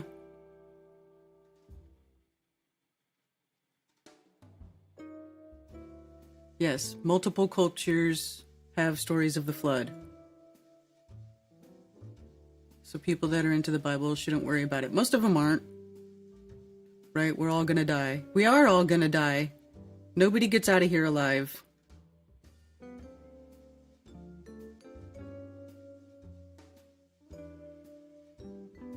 There's 5 people who think the Earth is rising. Okay, you know what, Rasta Bear? I was watching that stream you did, or you put on your channel. Somebody sent it to me, and so I was watching it for a few minutes. Those rising Earth people are just a bunch of time-wasting trolls. They're so awful. Thank you for calling Coffee Talk. You're on with Karen B. Hey, it's Dennis. What's happening? Hi, Dennis. How are you? All right. I see that you saw that I was able to put my documentary up online on Odyssey last night. Yes. I saw you posting about it in Telegram. Yes. I haven't had much time, but I'm going. Yeah, it's on Odyssey. The name of it's History of Cosmography in 5 videos, and I haven't had time to organize it. I'll probably put it on a playlist and add a comment to each one with loads of links to every book that I mention throughout each video. I'll do that for starters, but I'll try to have that part done by next weekend. It's on the Odyssey. I reckon that's where Russia Today found solace, so they wouldn't be, I guess, persecuted by the U.S. government. And so if it's good enough for them, it's good enough for me, was my reasoning. That's why I chose that one. Like, I looked at Roxanne, and that was popular, it seemed, with Republicans, but it's asking for your address and other information, and Odyssey just seemed a little bit more free. So yeah. So that's what they're both probably the same as far as censorship goes, I would guess. But I wanted to ask you one question. Just your advice or opinion about the documentary. I guess you've had time to look at maybe, hopefully one, but at least maybe 2 or 3 of the segments. maybe, or at least part of a couple of the segments. Okay, what You've been about... busy. What I wanted to ask is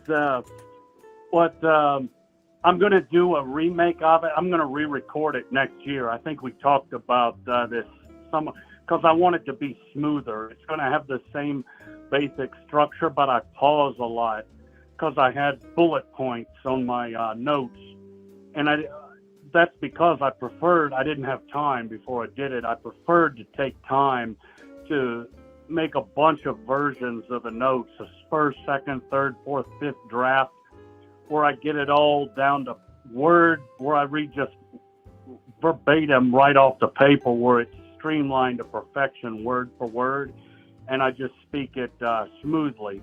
Because anyway, that's the main reason, and to add graphics and all. When I do it next year, I wanted to get it out before Flatoberfest, and I actually, from Mario Garza, I just received a thumb drive from him in the mail yesterday afternoon. So right after I did that, I opened an Odyssey account and put them online. And so I guess the main thing I'm asking is, most of it's about flat Earth, like the stuff you were talking about with the flood. In that first version, I'm talking about all these ancient cosmographies and what common characteristics they have from all across the world, and that most all of them talk about they have this big mountain in the Arctic, and most of them have a flood story and a flat Earth, and there were several characteristics like that. Another part of that, I talk about chronology, and I was thinking maybe would it be fitting to expand on the chronology part? Maybe that fits on the historical part, but we could talk about it at Flatoberfest. Just, what was your opinion? Because I noticed the second segment, it's a lot shorter. It's like an hour long, the other segments, and that one's like, 23 minutes or 25 minutes. And it gets into history with the rise of globularism with the Greeks and all their cosmographies and the spread of it. I thought if I expanded on the chronological stuff, because I'm talking about the Septuagint and it's time different, I don't know if it's too divorced from flat earthism, but it's, related, I guess, in a general way, but I might, when I get into talk about history, it might be a appropriate segment to talk about chronology and all. But anyway, I'll do that next. That'll be due out for next year. The documentary, as it is online. I'm just thinking about ways to make it better. When I do the basic structure is going to stay the same. That was just one aspect I thought it might be one piece of that might be different. But have you seen any? Have you had a chance to see much of it yet? What's your opinion? Well, I've only watched a little bit of the first one so far, so I don't know if I'm qualified to give an opinion on the rest of it yet. Yeah, I know you've been pretty busy. I've got my own ideas, but I would say maybe talk about them at Flatoberfest. That third one is the centerpiece of it because it talks about the model. And like I say, it's just a rough draft version. I want to make my notes and make it all ordered. But the third one talks about the ancient Christian model and compares and contrasts it with, various aspects of modern astronomy and the biblical version. And that segment's like 2 hours long. And it's not so much history, it's on the model. But I just my big thing, basically the Middle Ages, but the historical parts on the I guess I'll make my notes and how I'm going to, but I think that adding a little bit more history into that second one, which was, I remember it came out, it turned out, it kind of flowed and it went good, but I'm going to maybe, beef it up a little bit. I was thinking, and I'll let other callers go, but I was, I don't know, I'll send it out, like I sent, a handful of people like you, Mark Sargent, a couple others. I sent this documentary out beforehand just to see what people thought. And you actually gave some feedback, like that, add a comment with links to all the stuff so people can go and research for themselves what I'm talking about. Yeah. That was actually the best feedback I've gotten. But I'm thinking of making a 6th segment, because I didn't cover at all the flat earth movement from the 1800s to today, because most people already know about that. Even people that are not flat earthers have heard of it. Mm-hmm. And I'm trying to give people information about stuff that is routinely ignored. And so I'll show them. I'm going to ignore the modern flat earth movement and just concentrate on the other areas of history, and that's what I did. I was thinking, though, in the final version of making a 6th segment, and I guess, with all of you were ranting just a few minutes ago about all this infiltration of flat earthism and all. I was thinking of making a 6th. I was saying, what I'm getting at, you've got some parallel ideas or parallel thinking of what I was about to say, which is, I'm thinking of making a 6th segment that slams the modern flat earth movement and is highly critical, and I won't hold back. I don't know if every little thing on everybody, but I think there is some place for that. But I think, obviously, from a pro-flat earth perspective, that's disappointed with a lot of the, I wouldn't say I'm totally surprised, but I guess it would be to be beneficial or more of a constructive criticism rather than just hatred. It would be from the perspective of the ancient Christian model and what's different about that. That would be a big point of the, if I did a 6th segment like that, to give it a kind of a more appropriate closure. Yeah. Anyway, Yeah. I'll looking forward to Flatoberfest, and that is online at I don't know I do have a link I posted on Telegram so far, but it's on Odyssey. I think they spell it Odyssios. So anyway, I've got them all up there, and I'll have the links soon. All right. All right. Shout out to Dr. Law and everybody, and I'll see you at Flatoberfest. All right, Dennis. We'll see you. All right. Take care.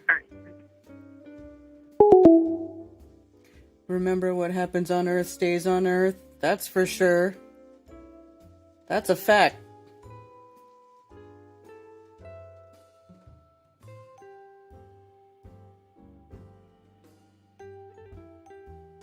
One-third of Dennis is a puzzle I definitely can't understand.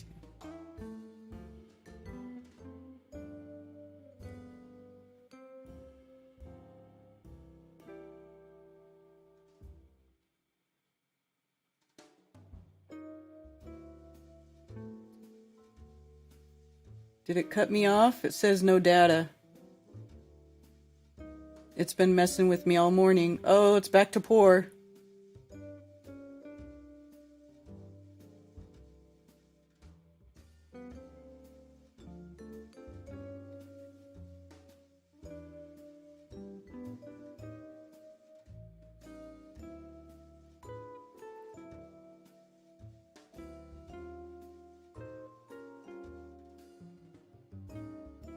The Dutch conference? Is there a Dutch conference?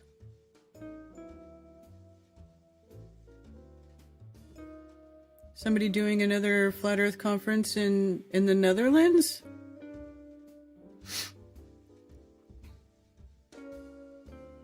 What is it? Earthconference.eu? I want to see.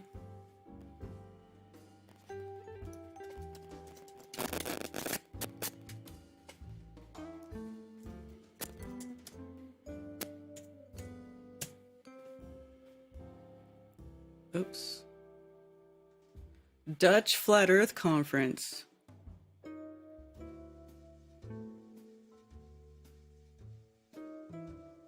Here, I gotta translate it because I don't speak Dutch.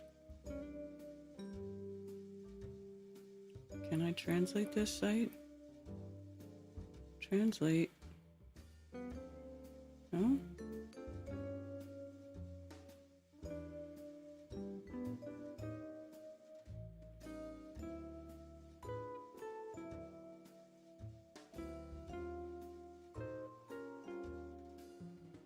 It's not letting me translate the site.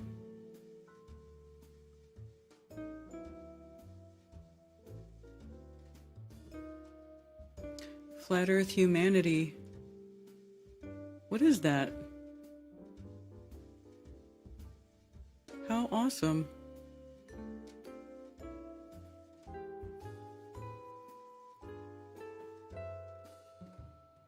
Oh, Heal the Netherlands. Okay. That's what you guys were talking about.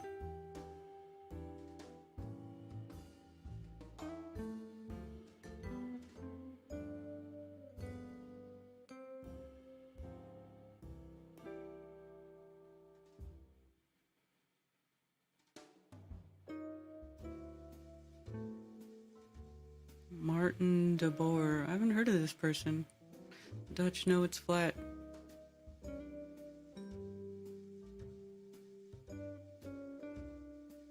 Hey. It's the same. Is it the same weekend as mine? Oh, it is.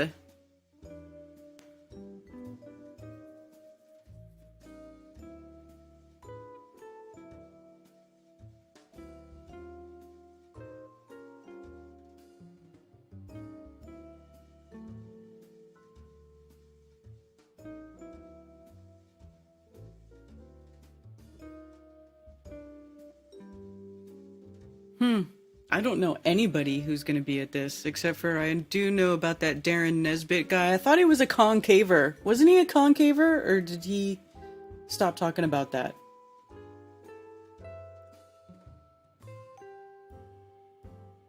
This guy right here. Oh, he's saying the Earth is flat. What was it about Darren Nesbitt that was weird that he used to always talk about? I could have swore he was a concaver for a while.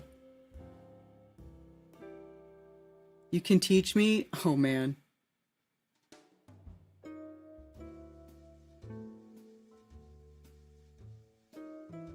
Iru's gonna be there? Well, it doesn't say anything about Iru. Or did I miss it?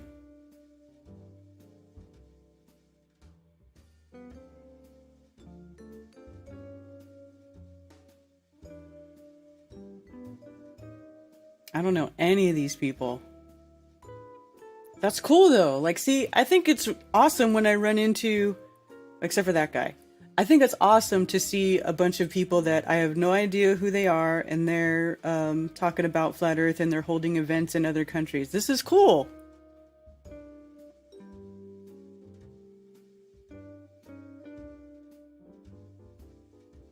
Too bad it's the same day as mine. Same weekend as mine.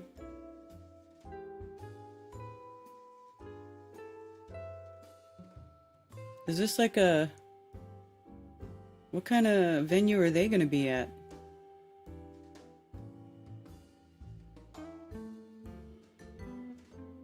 The EFEC begins. What is EFEC? Is that European Flat Earth Conference?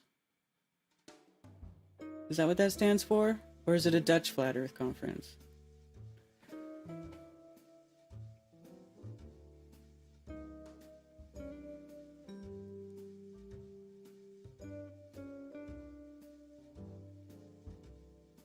Oh, they're putting it, they're having it at like an actual hall. Oh, look at that. That's nice. That's cool.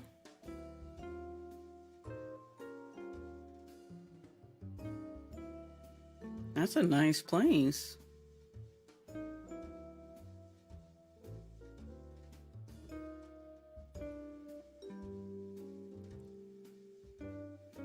Yuru's going to be there? Why don't they put Yuru on the website?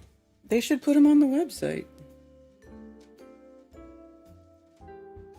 As in the Earth is like a bowl? Like as in the Earth is a ball, but we live on the inside rather than the outside of the ball. That's what concave Earthers are. I could be wrong. Somebody correct me if you remember. Brian might remember.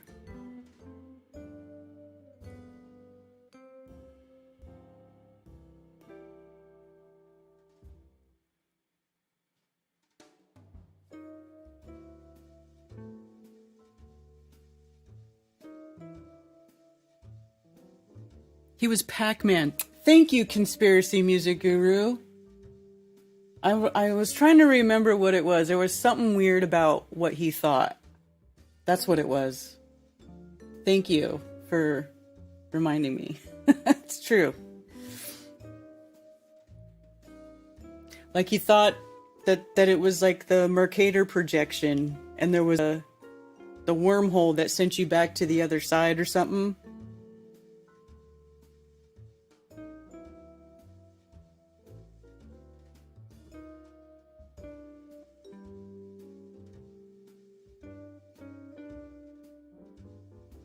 Why I don't know any of these people. Why? Because they're Dutch. That's why I don't know them. And they probably do stuff in Dutch. I don't speak Dutch. When I was in the Netherlands, it didn't sound like a language that I was going to pick up anytime soon. I'm not gonna lie. Dutch is hard.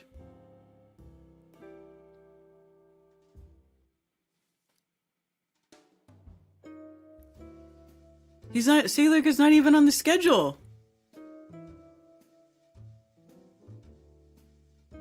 Arwen? Oh, wow.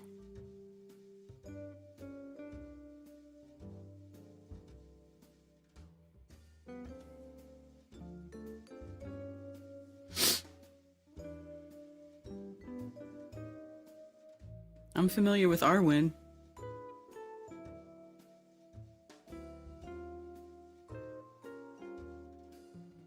Yeah, they don't even have Iru on the schedule. What's up with that?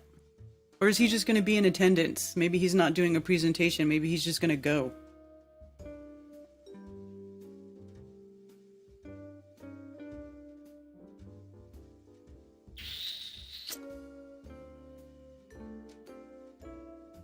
Yeah, Pac-Man son with Laura. Yes. CMG reminded me. Thank you. I knew it was something. I couldn't remember what it was. The Dutch ambassador, Voy. Hey, are you going to this, Voy?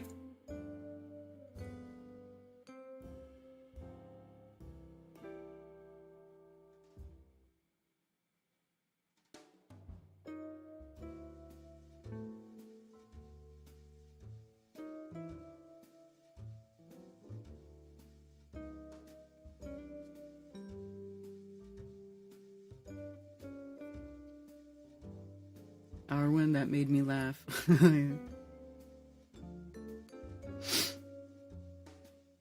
Maybe he canceled. You don't think you will go there?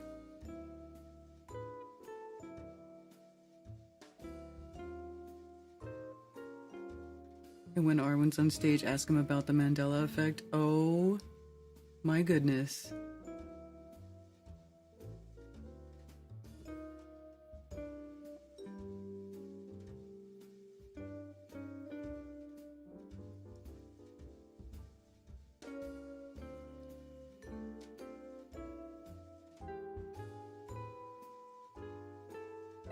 You studying a bunch of languages, Geekins? That's pretty good. Americans only know English, and they barely know English, most of them.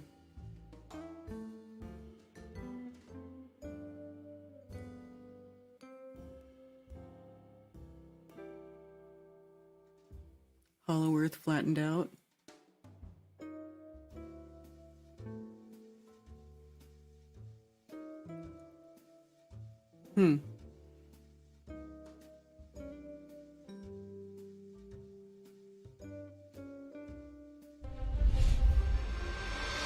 Is this their promo?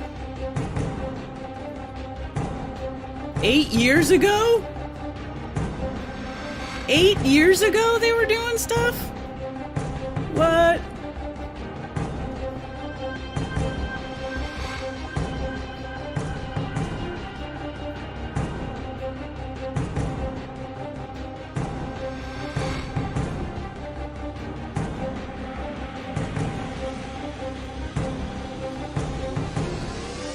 This video is 8 years old.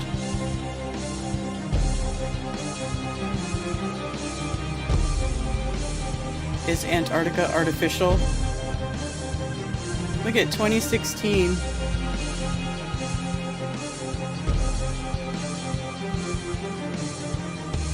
Did anybody go to this? I don't even remember hearing about it.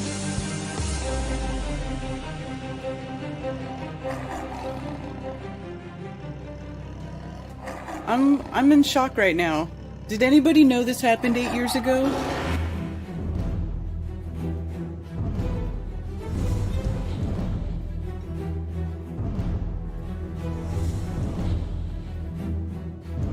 July 2nd and 3rd. The European Flat Earth Conference. Oh, Flat Earth Humanity. That was the same logo that we saw on the other website. Did nobody go?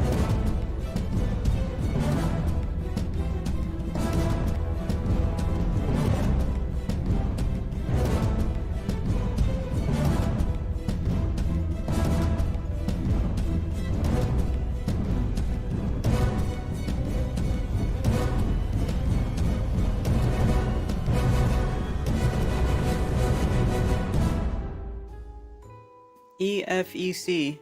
EFE conference. Interesting.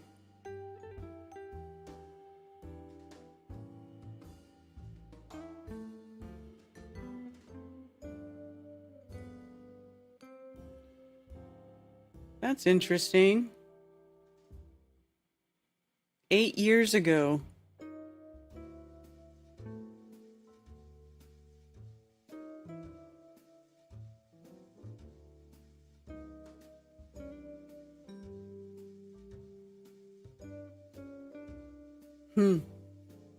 Did any... Void, did you? Franz?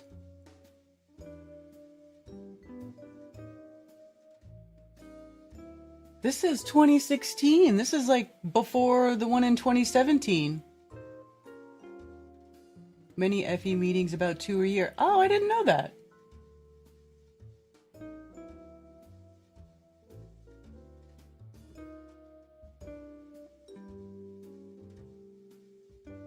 Well, Rose, I have a comment about that, but I'm not going to say it right now.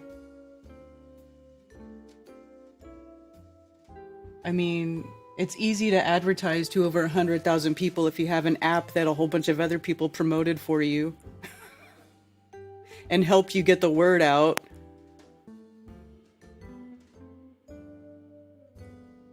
Almost 2 a.m. Well, good night. Thank you for being here.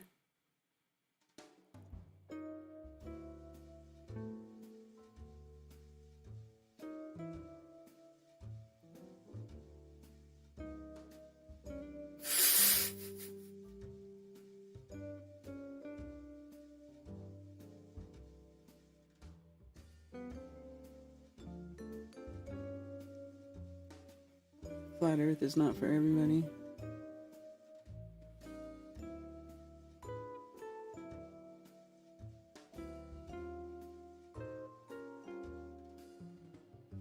Anyway, that's cool. That's cool that they're doing stuff over there. At least somebody's doing something in another country. It seems like, you know, it's mostly America where these events are being held. And then there was like one in Australia years ago. But well, it's good to know that there's something regular going on in at least one other country. I mean, there might be some otherwhere, but we wouldn't know about it because we don't speak those languages. There probably could be some in Russia. I remember when we first started this whole flat earth thing that we're running into Russian flat earthers. I remember running into a Russian flat earth channel that was like constantly streaming. It was all in Russian.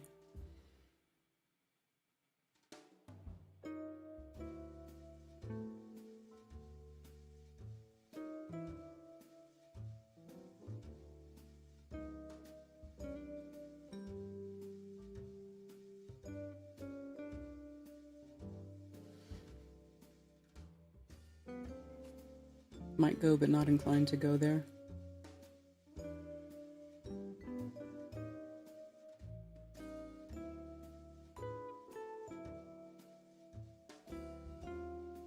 Yeah, I had no idea that was even going to happen that weekend.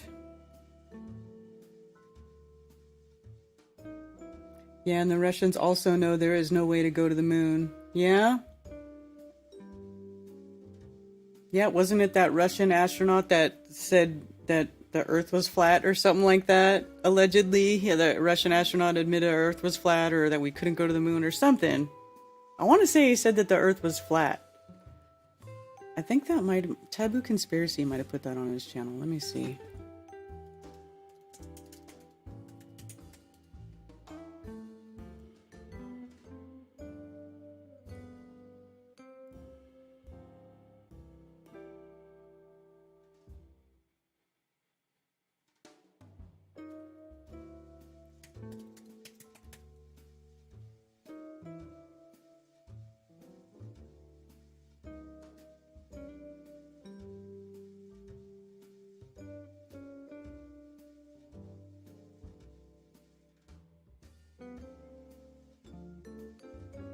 Is this it? This video will be quick, but I thought a few of you would like to see this. This spacewalk footage just came out yesterday. Here's a short clip from the original video beginning at about 45 seconds into it.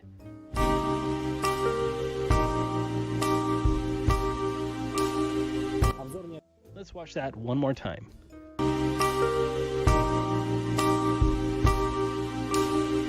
Here's the same clip in slow motion. Notice how the movement of the actor affects the direction of the debris, which would never happen in so-called space. In fact, it really looked like the debris was in water. Kind of reminded me of something like this.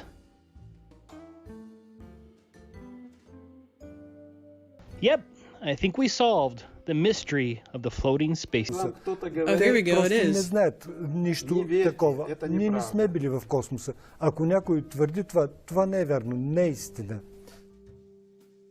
If someone claims we have been to space, it is not the truth.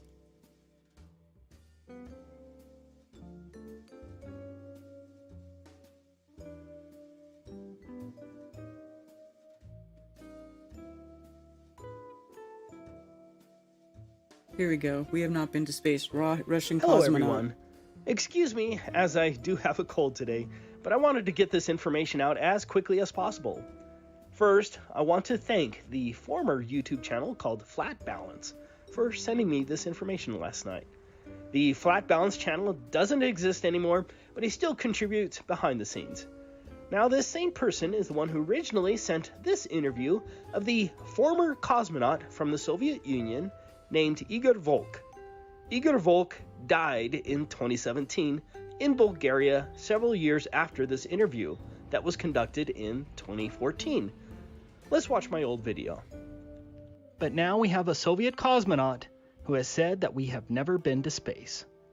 This cosmonaut's name is Igor Petrovich Volk. Mr. Volk even received the Medal of the Hero of the Soviet Union. I have included the translation of the interview, which you can verify by clicking on the CC button on YouTube. Now please watch the interview. Все пак вие сте герой на Съветския съюз и можем да ви вярваме. Герой Съветского Союза, мы можем верить вам. Вы знаете, вот Вижте, сказал, что вроде чести космонавтов, что они не говорят о том космосе. А им говорить нечего. Я об этом кара космонавтите да говорят за това, което става в космоса. Goodness gracious. So I'm just going to read what he's saying. After all, you are a hero of the Soviet Union and we can trust you. And he says, look, the code of honor prevents the cosmonauts from talking about what happens in space. They just don't know anything about that. We haven't been to space.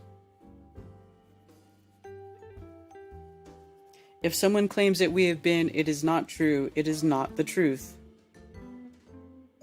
Хипотеза, над която ще се наложи. There's another hypothesis. Let me see. There's another hypothesis on which I and the viewers of A Matter of Perspective will have to think about for a long time. Точка да размишляваме дълго. Good. It's good when people think. I like Това е that. добре, когато хората мислят. Това ми харесва. Игор Петрович, благодаря ви за участието във въпросна гледна точка. Моля. We have an actual former cosmonaut whistleblower who said that we have never been to space. After I published that original video, we heard every sort of excuse from the propagandists. I wish I still had that old channel that was terminated by YouTube because the excuses in the comments section were comical. Some tried to claim that it was mistranslated, but others came out and said that the translation was correct.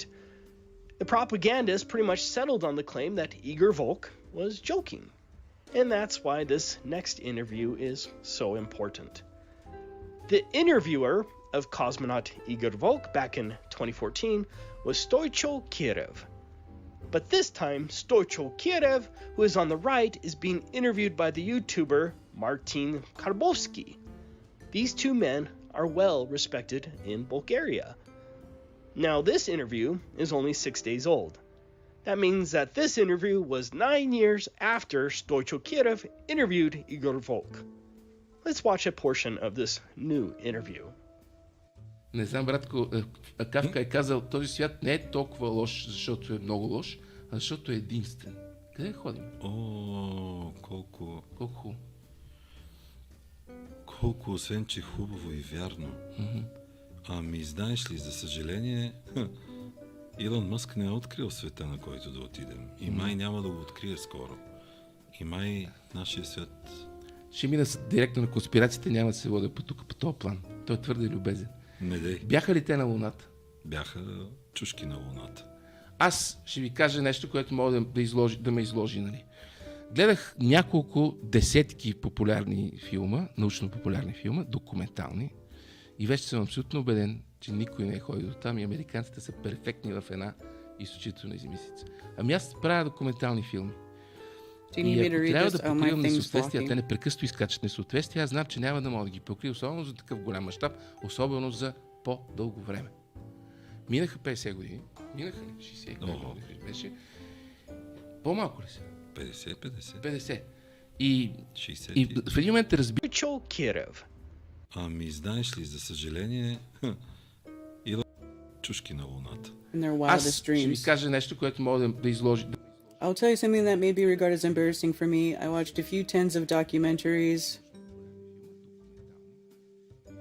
and now I'm absolutely convinced that nobody has been there and the Americans have made the perfect hoax. I'm used to making documentaries, and if I have to cover up inconsistencies and they come up all the time, I know that I won't be able to cover them up, especially on such a large scale and especially for a long period of time. 50 years have passed, right? Less than 50 years or 50 years. And at a certain point you find out that we don't have the technology to go there even now. I am not joking. You can insult me. You may think I have gone crazy. But I was thinking about it after watching the documentaries, and as I was sitting there, told the person next to me, I don't think these guys have ever been there. Now I'm going to tell you something, and I've always believed in the moon landings. There is something else. Oh, whoops. He's going too fast now. I don't think these guys have been there. I have always believed in the moon landings. There is something else. Just let me finish up. After that, the Russians said that they have been there too, but then they went silent. Have any Russians gone to the moon? No, they haven't. One of the guests on my show was one of the greatest cosmonauts of the Soviet Union, Igor Volk. Igor Volk remained in Bulgaria Unfortunately, he also passed away in Bulgaria a few years after he was a guest on my show.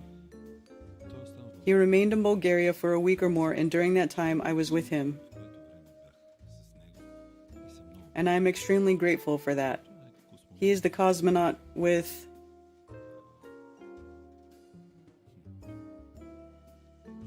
the most bizarre fate. This man had tested every kind of airplane that had ever been manufactured in the world. In a private conversation, this man told me, "We haven't been to space. So we are just orbiting the Earth, right? Just in orbit, yes. Which just means you go over the surface of it in a circle. What about space? And the moon is in space, and this alone answers the question that you are pondering in your own way. But he didn't tell you directly that Armstrong and company didn't go there? Do you really need him to say that directly, considering what he's giving you the key to? Most people need to be told directly, oh yeah, sure, a Russian cosmonaut saying nobody has been to the moon while knowing very well that I am going to blurt, wait, what? I'm going to blurt it out on the air the very next day. The only evidence that the Mythbusters tried to provide is that they could bounce a laser off the moon and received it.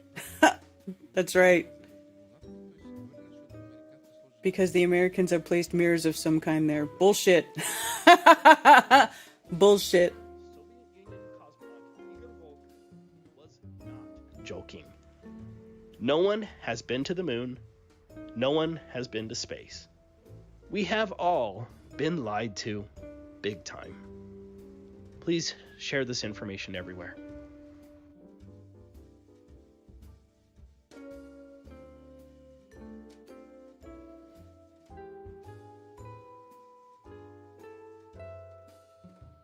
"18 miles above the Caucasus Mountains, Russia." They had a globe in the background. Yeah.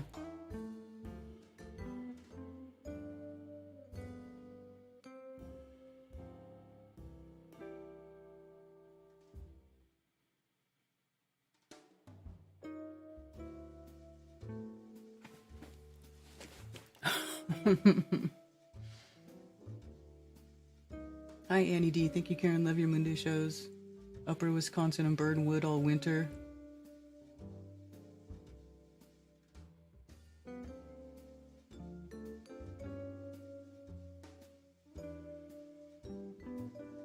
Also, thank you, Rocky Shepherd, for sending me a tip on Ko-Fi. Looks a smidge like Dennis. Who does?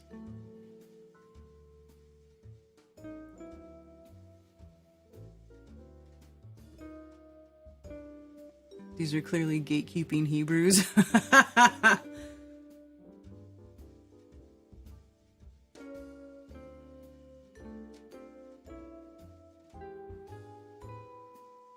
Too funny.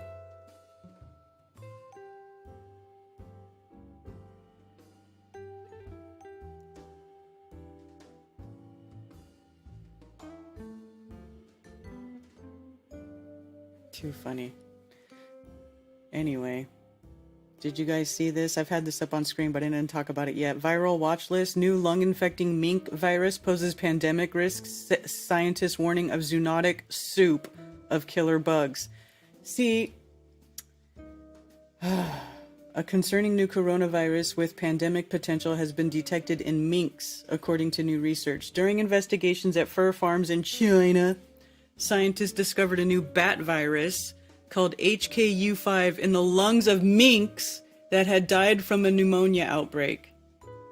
And then, of course, it shows you a mink here in this filthy, dirty cage to put that, like, dirty, filthy image in your mind. So dumb. The bug is believed to have originated from bats.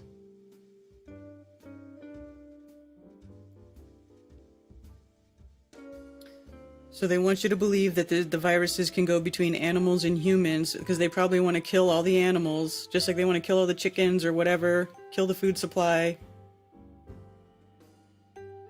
The fur farming industry globally should be closed down.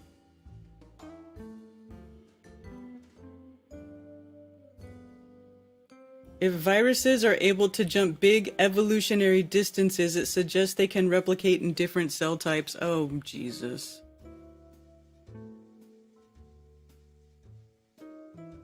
"125 viruses at the fur farm, including 36 new ones." Oh, right.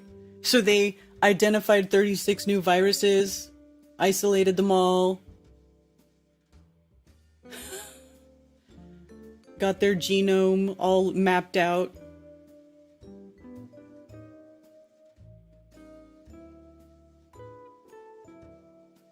The wildlife trade is responsible for the emergence of SARS-CoV-2.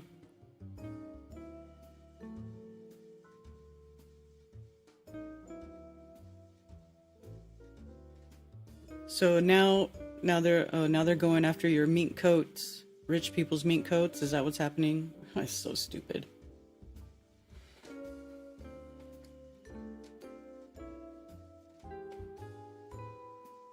Fucking gay.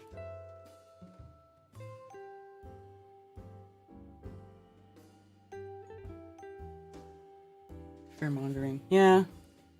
I saw it pop up. COVID pandemic hastened brain aging in teens. What?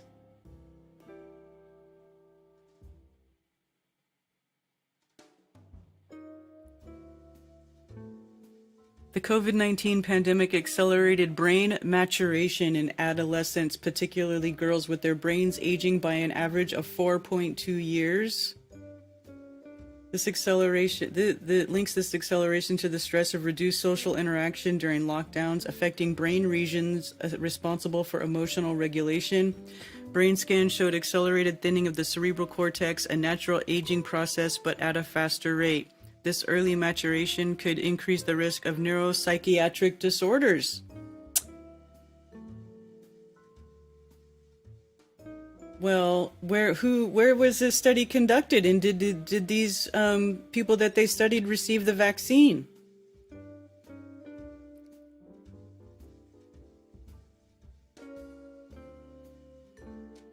So, cortical thinking linked to stress is more pronounced. Oh, so you stressed everybody out.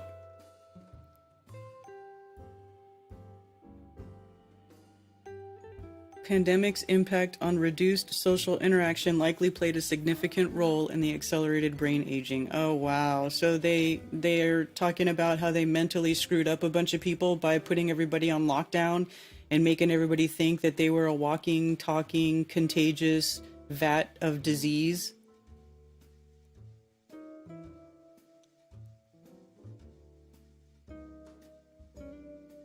Has a negative impact on the mental health of adolescents. Oh, so they're just letting us know that they screwed up a whole bunch of adolescents. Great.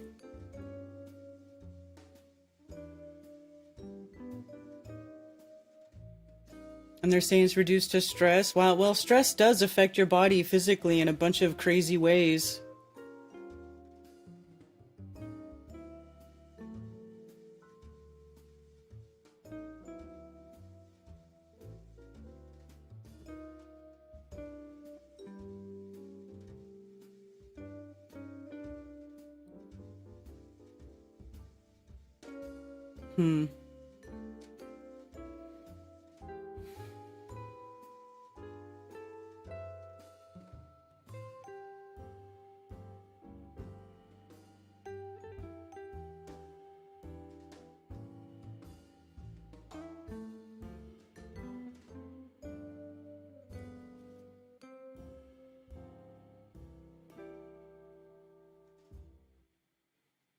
Yeah, exactly. Social isolation.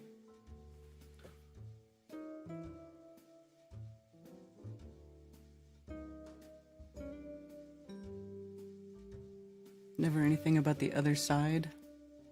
Well, they're saying it affects females more thing.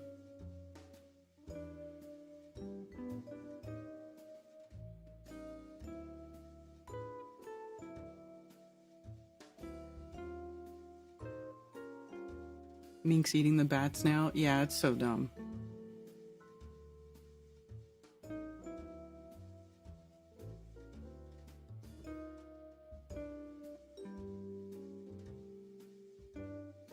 I know. Does anybody even pay attention when they say there's a new thing out?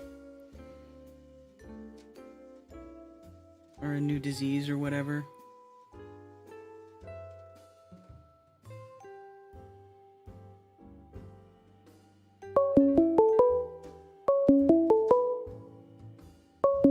Hurricane in the Gulf.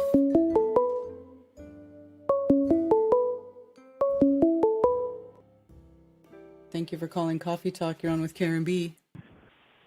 Hey, Queen B, sorry to bother you again. I just forgot to say something before I left, but I just want to shout out Peter Jarvio. Oh, okay. Yeah, he's. Is he doing stuff again? What's that? Is he doing stuff again, or has he been doing it? Oh my goodness. Yes, he's been flat smacking. He was at the Miami University in Ohio this week, last week. He got 196 on Tuesday, flat smack 137 on Wednesday, and 141 on the day after. So one of the professors saw him, and later the professor brought his entire marketing class of 21 students to hear his presentation. Now, I've been trying to get Peter to record the interactions, but he feels that if he had any recording device, the students would not interact. You know, of course, they don't want to look stupid on video, right? Right. Right. So, yeah, I just wanted to shout Peter Jarvio. He will be there. He's planning on coming to Flatoberfest. Dennis has a book for him when he gets there. But also, there is another one of our in the community. His name is Matthew. He's from Charleston area. He got a block of rooms at the Marriott. You know, the same one that people stayed at during one of the Flatoberfest in Spartanburg. Mm-hmm. But he has 2 rooms left. If anyone needs a room at the Marriott, please, let me know. They can contact you by email, and I can, if they give their information, I can get it from you, and then and put him in contact with Matthew, because he has to fill those 2 rooms, or else he's left up, to paying for it. Do you know what the rooms are? Like, are they king beds or 2 queen beds, or do you know? Ooh, I do not know. He just says he has 2 rooms. I'm pretty sure they're queen or something. I can get more information from him, and see what he says. Yeah. Okay, but yeah. Let me see here. I'm looking at trying to find his text. I've been trying to get other people to reach out to him if they need anything. Let's see here.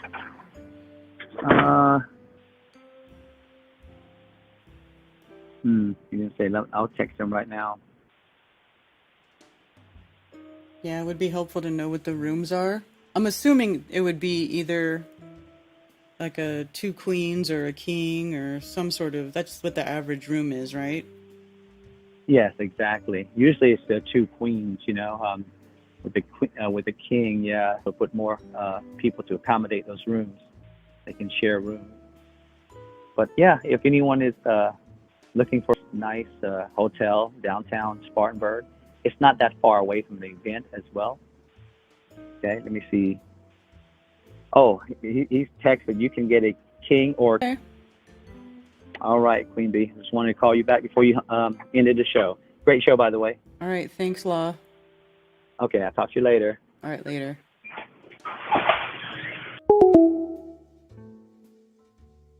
So there you go. Yes, I got kicked off the patio at that Marriott. Yeah, they did not like us. They were super uptight during the pandemic. I'm sure they're much more relaxed now, though. Everywhere is more relaxed now. They don't worry about it so much. But at that time, that was 2021, they were so uptight. They were up freaking tight. Fuck a hotel, last Flatoberfest, it's a party all weekend. That's right, Ben.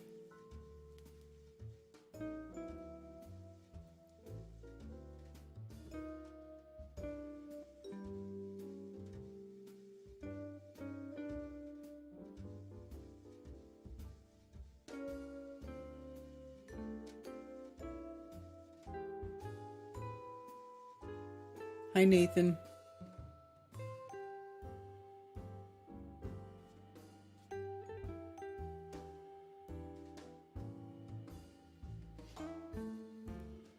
Yeah, it's gonna be cool. Gonna be cool.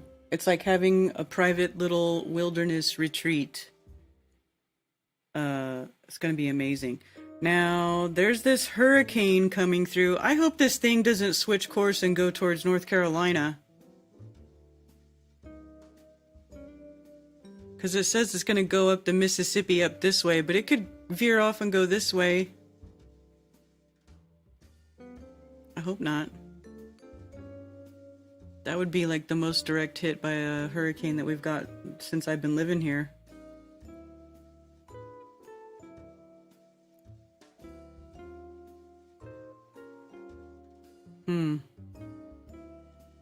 Anyway, let's keep an eye out on that. Rose, that thing was going towards your area, so I guess you have a hurricane coming your way. If you didn't know. Probably already know, though. Yes.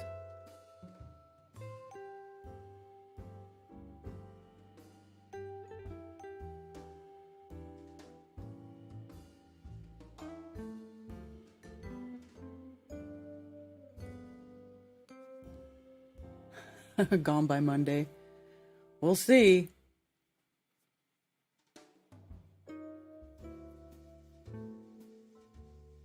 Good to know, Rose.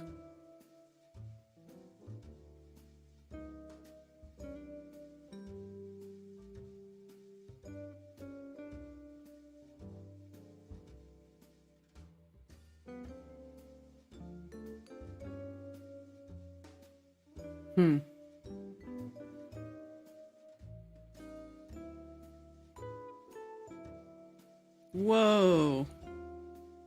A young golden eagle attacks a toddler in Norway. With signs of an attack of the golden eagle that also attacked a toddler in Norway, and what ornithologist says is likely the birds in the fourth such attack on humans in the past week. Birds' unusual aggression occurred over 5 days across a vast mountainous area of southern Norway. Wow. At first, Francis Ari Sturr thought a human was trying to shove him down the steep Norwegian mountainside. Then he saw the golden eagle land. We are staring at each other for maybe a whole minute, Sturr told the Associated Press. The bird then attacked Sturr 5 more times Thursday, scratching and clawing the 31-year-old's bicycle courier's face and arms over 10 to 15 minutes as he sprinted down the mountain. The same eagle is believed to be responsible for attacks on other people across the vast mountainous area of southern Norway over the last week, including an assault on a toddler Saturday that required the child to get stitches. Wow. The golden eagle, common in Norway and Scandinavian countries' second largest bird of prey with a wingspan of about 2 meters, or 6.5 feet, typically eats smaller animals as well as foxes and sheep. The toddler and the bird's other victims needed stitches and medication for deep gouges. The bird was killed after the attack on the small child. Jeez.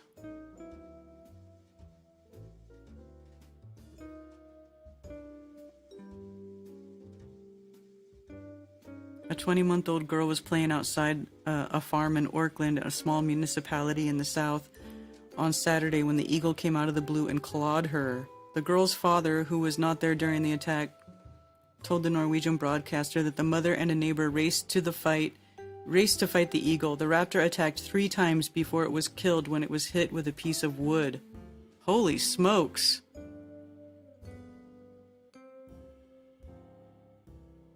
One of the wounds was just under one of the girl's eyes. Oh my gosh. You guys know how big golden eagles are? That's scary.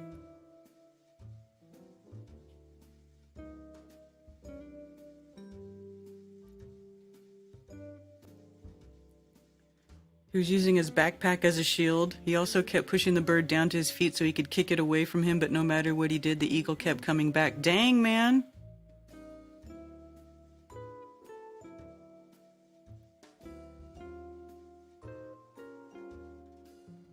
The Eagle finally flew away, but Stir still had a 2-hour hike to get to a campsite. He hadn't packed a satellite lure.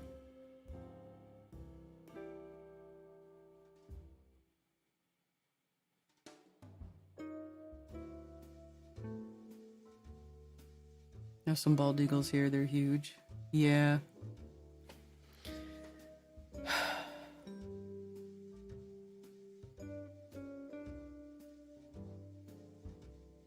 That's crazy.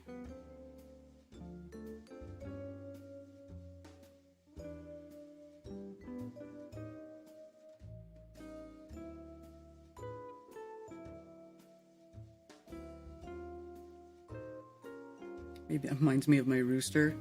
That's funny.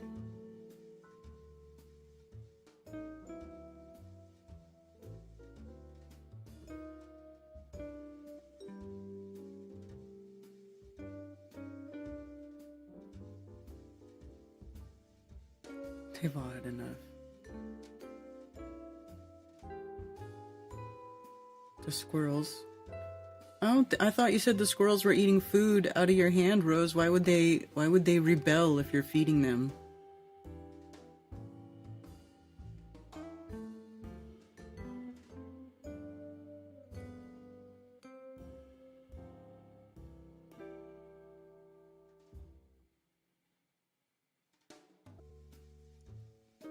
Oh, what do they know?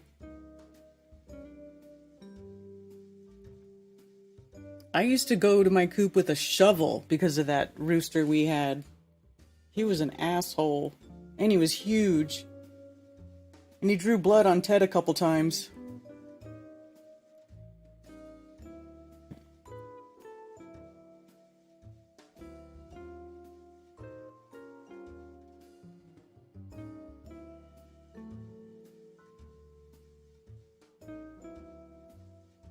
Okay, I'm buffering.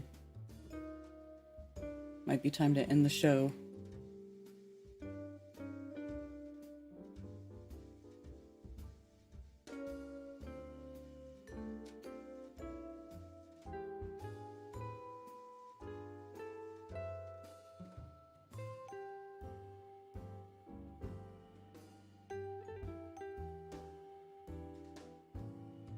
We working? They'll bite you if you don't feed them.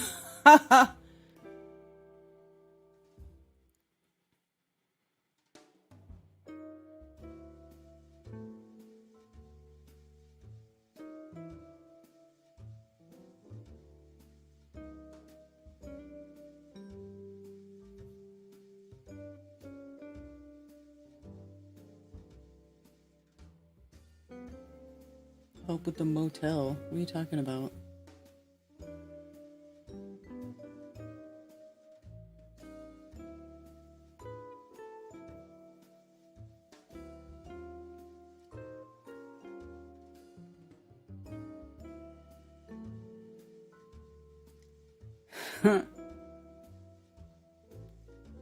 Well, I don't know if you saw what happened to Nugget, but Nugget definitely is no more.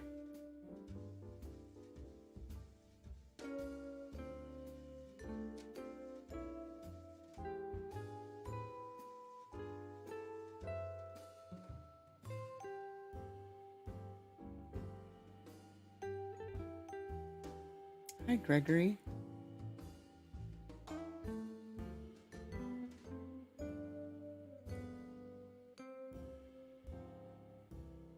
Everything's going to be all right. I agree. Everything's going to be just peachy keen. Just peachy keen.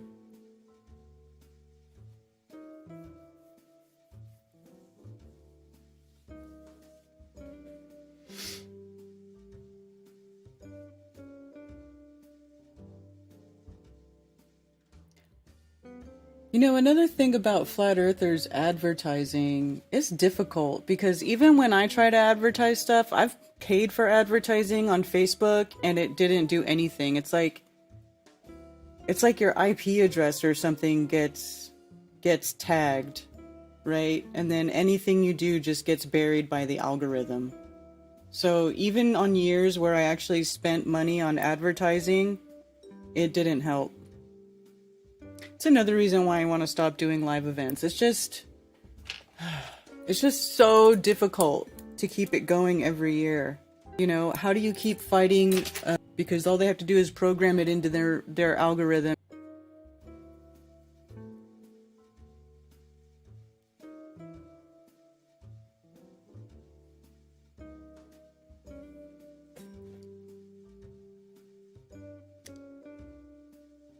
Yeah, it might just be time to end it.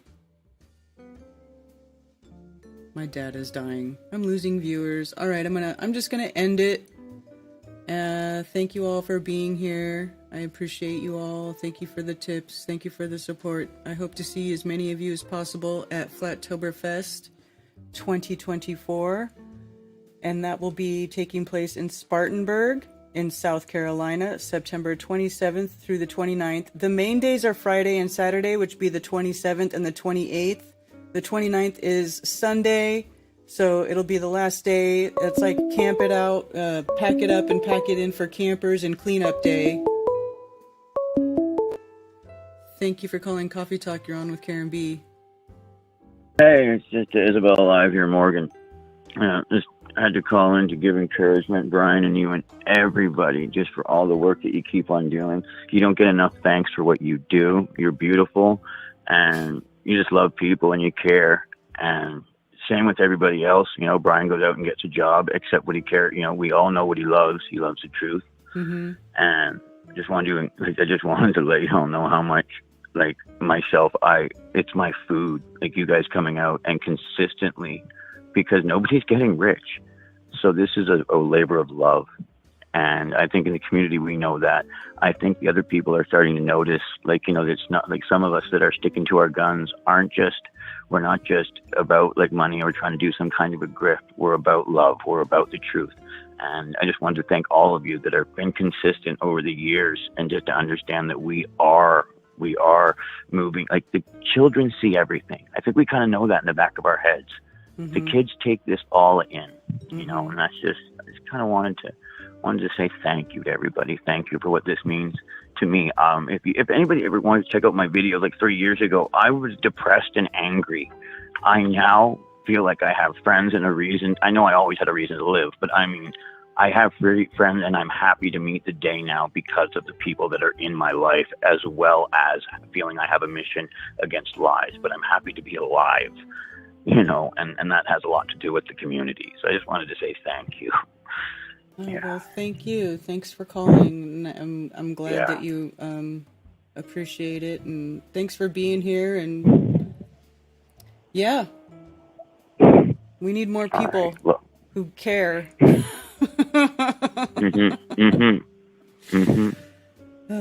All right. Love you. Thank you so much.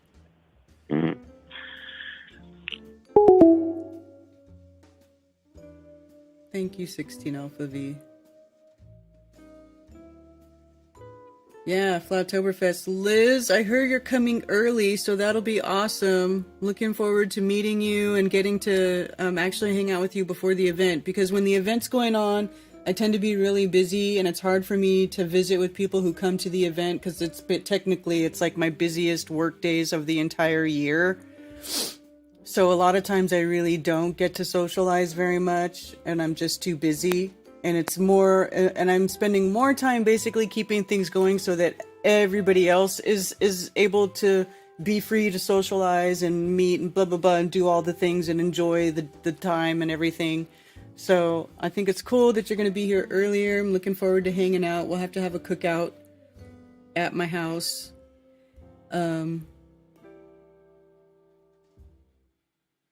Sometime before the event or after. We'll see.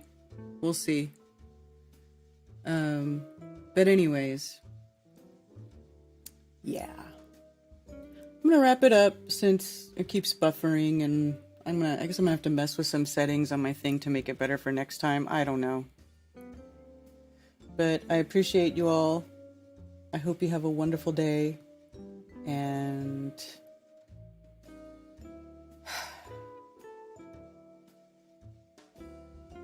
I don't know.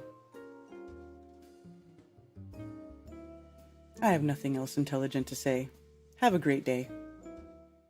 And for those who wish to send me stuff through snail mail, you can send it to P.O. Box 10, Earl, North Carolina, 28038. There are also links below for Flat Earth merch, and you can send me donations, and I do appreciate all the support. Sincerely, thank you very much.